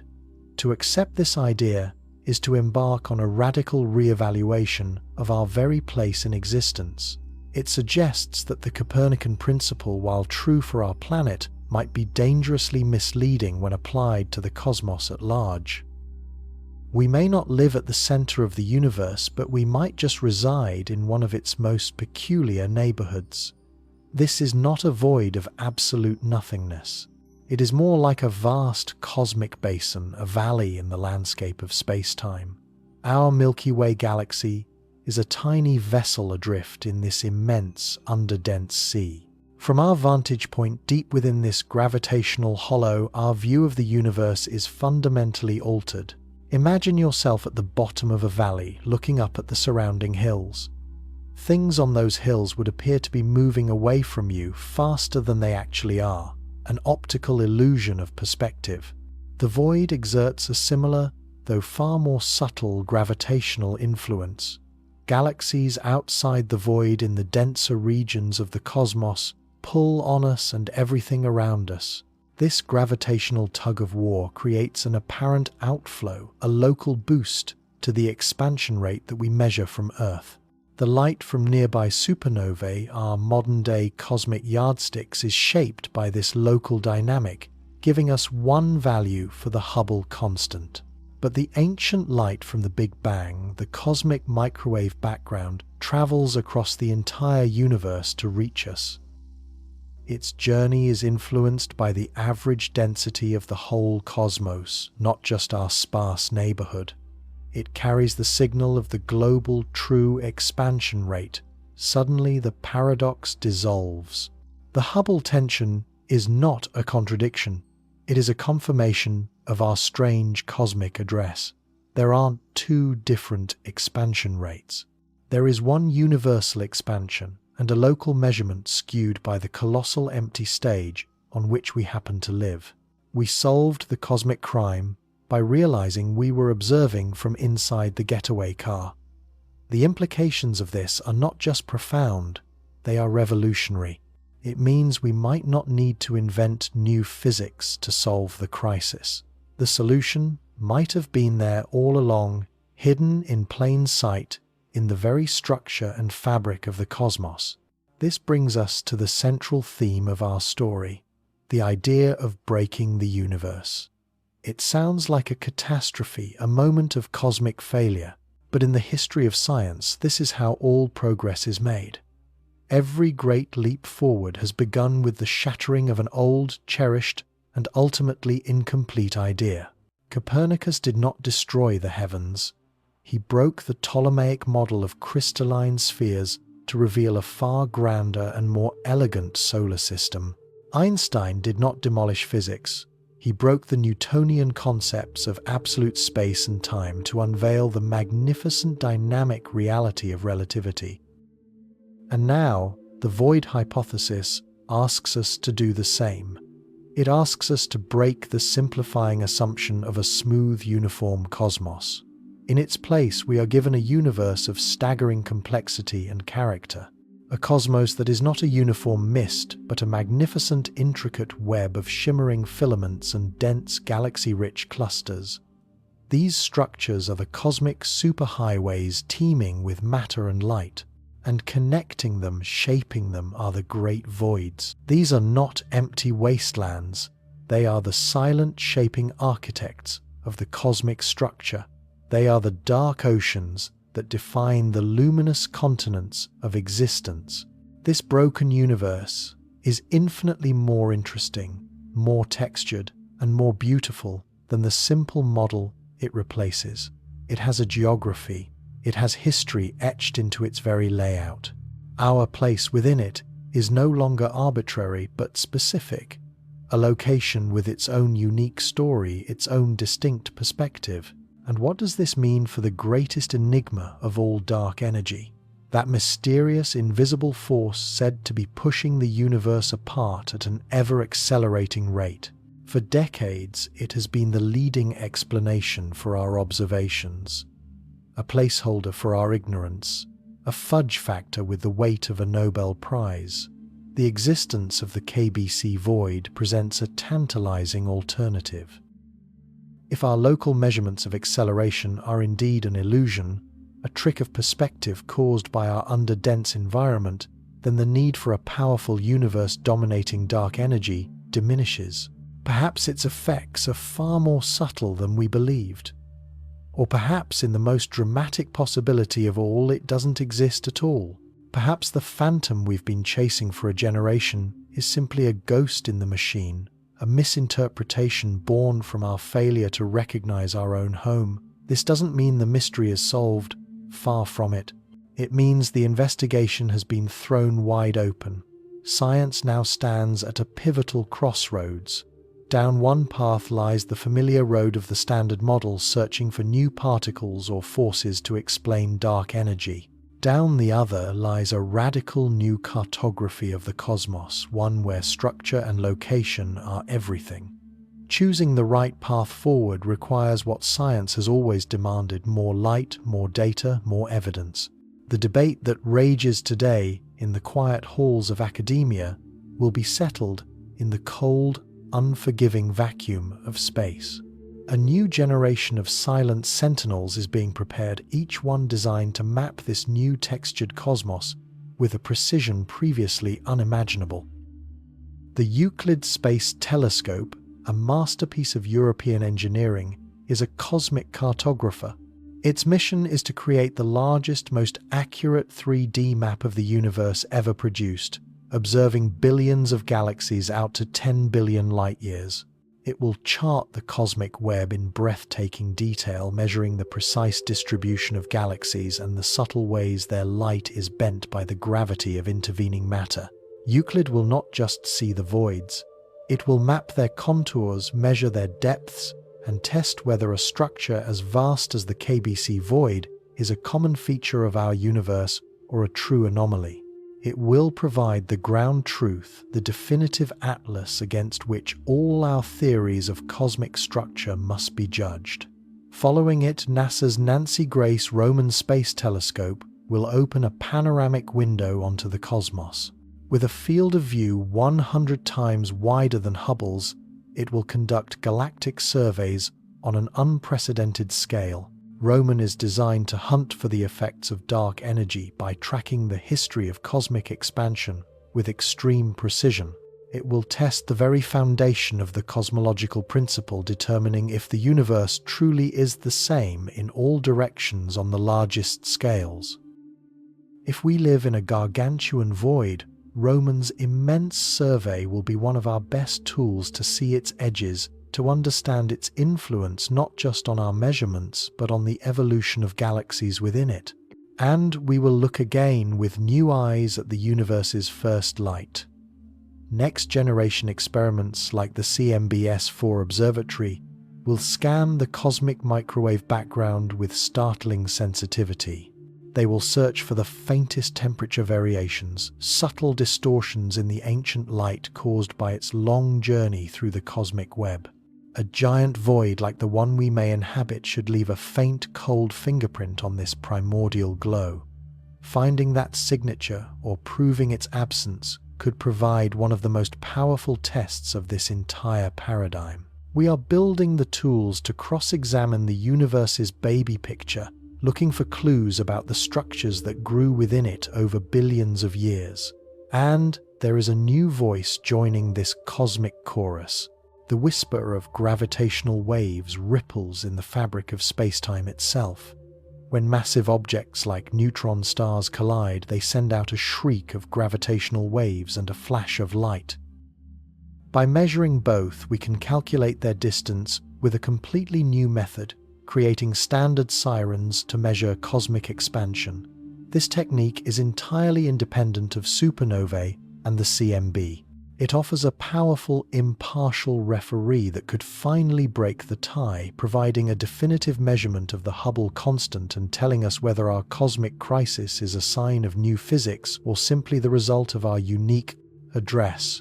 The quest is expanding, the tools are being forged, and the stakes have never been higher. We are standing on the precipice of a new cosmology, one where the universe is not a passive uniform backdrop, but an active, structured and dynamic environment. What a strange and wonderful revelation it is, to have spent so long looking out into the grand impersonal darkness, only to find that the most important clue was the nature of the very ground beneath our feet. Living inside a cosmic void does not make us insignificant. It does not mean we are lost in an endless emptiness. It means we have a unique perspective, a singular vantage point from which to witness the grand cosmic drama unfold. And this perhaps is the final lesson of our story. It is a story about the relentless, unyielding power of human curiosity. It is a tribute to the sleepy scientists, the men and women who spend their lives wrestling with the cosmos, who stare at screens filled with data until the numbers blur, who fill blackboards with equations that stretch to the infinite, who dare to ask the unpopular questions and challenge the comfortable truths. Science is not a collection of settled facts. It is a living, breathing process of inquiry, a constant cycle of mystery, discovery, and revelation. It is a deeply human endeavor, fueled by the simple, unquenchable desire to understand.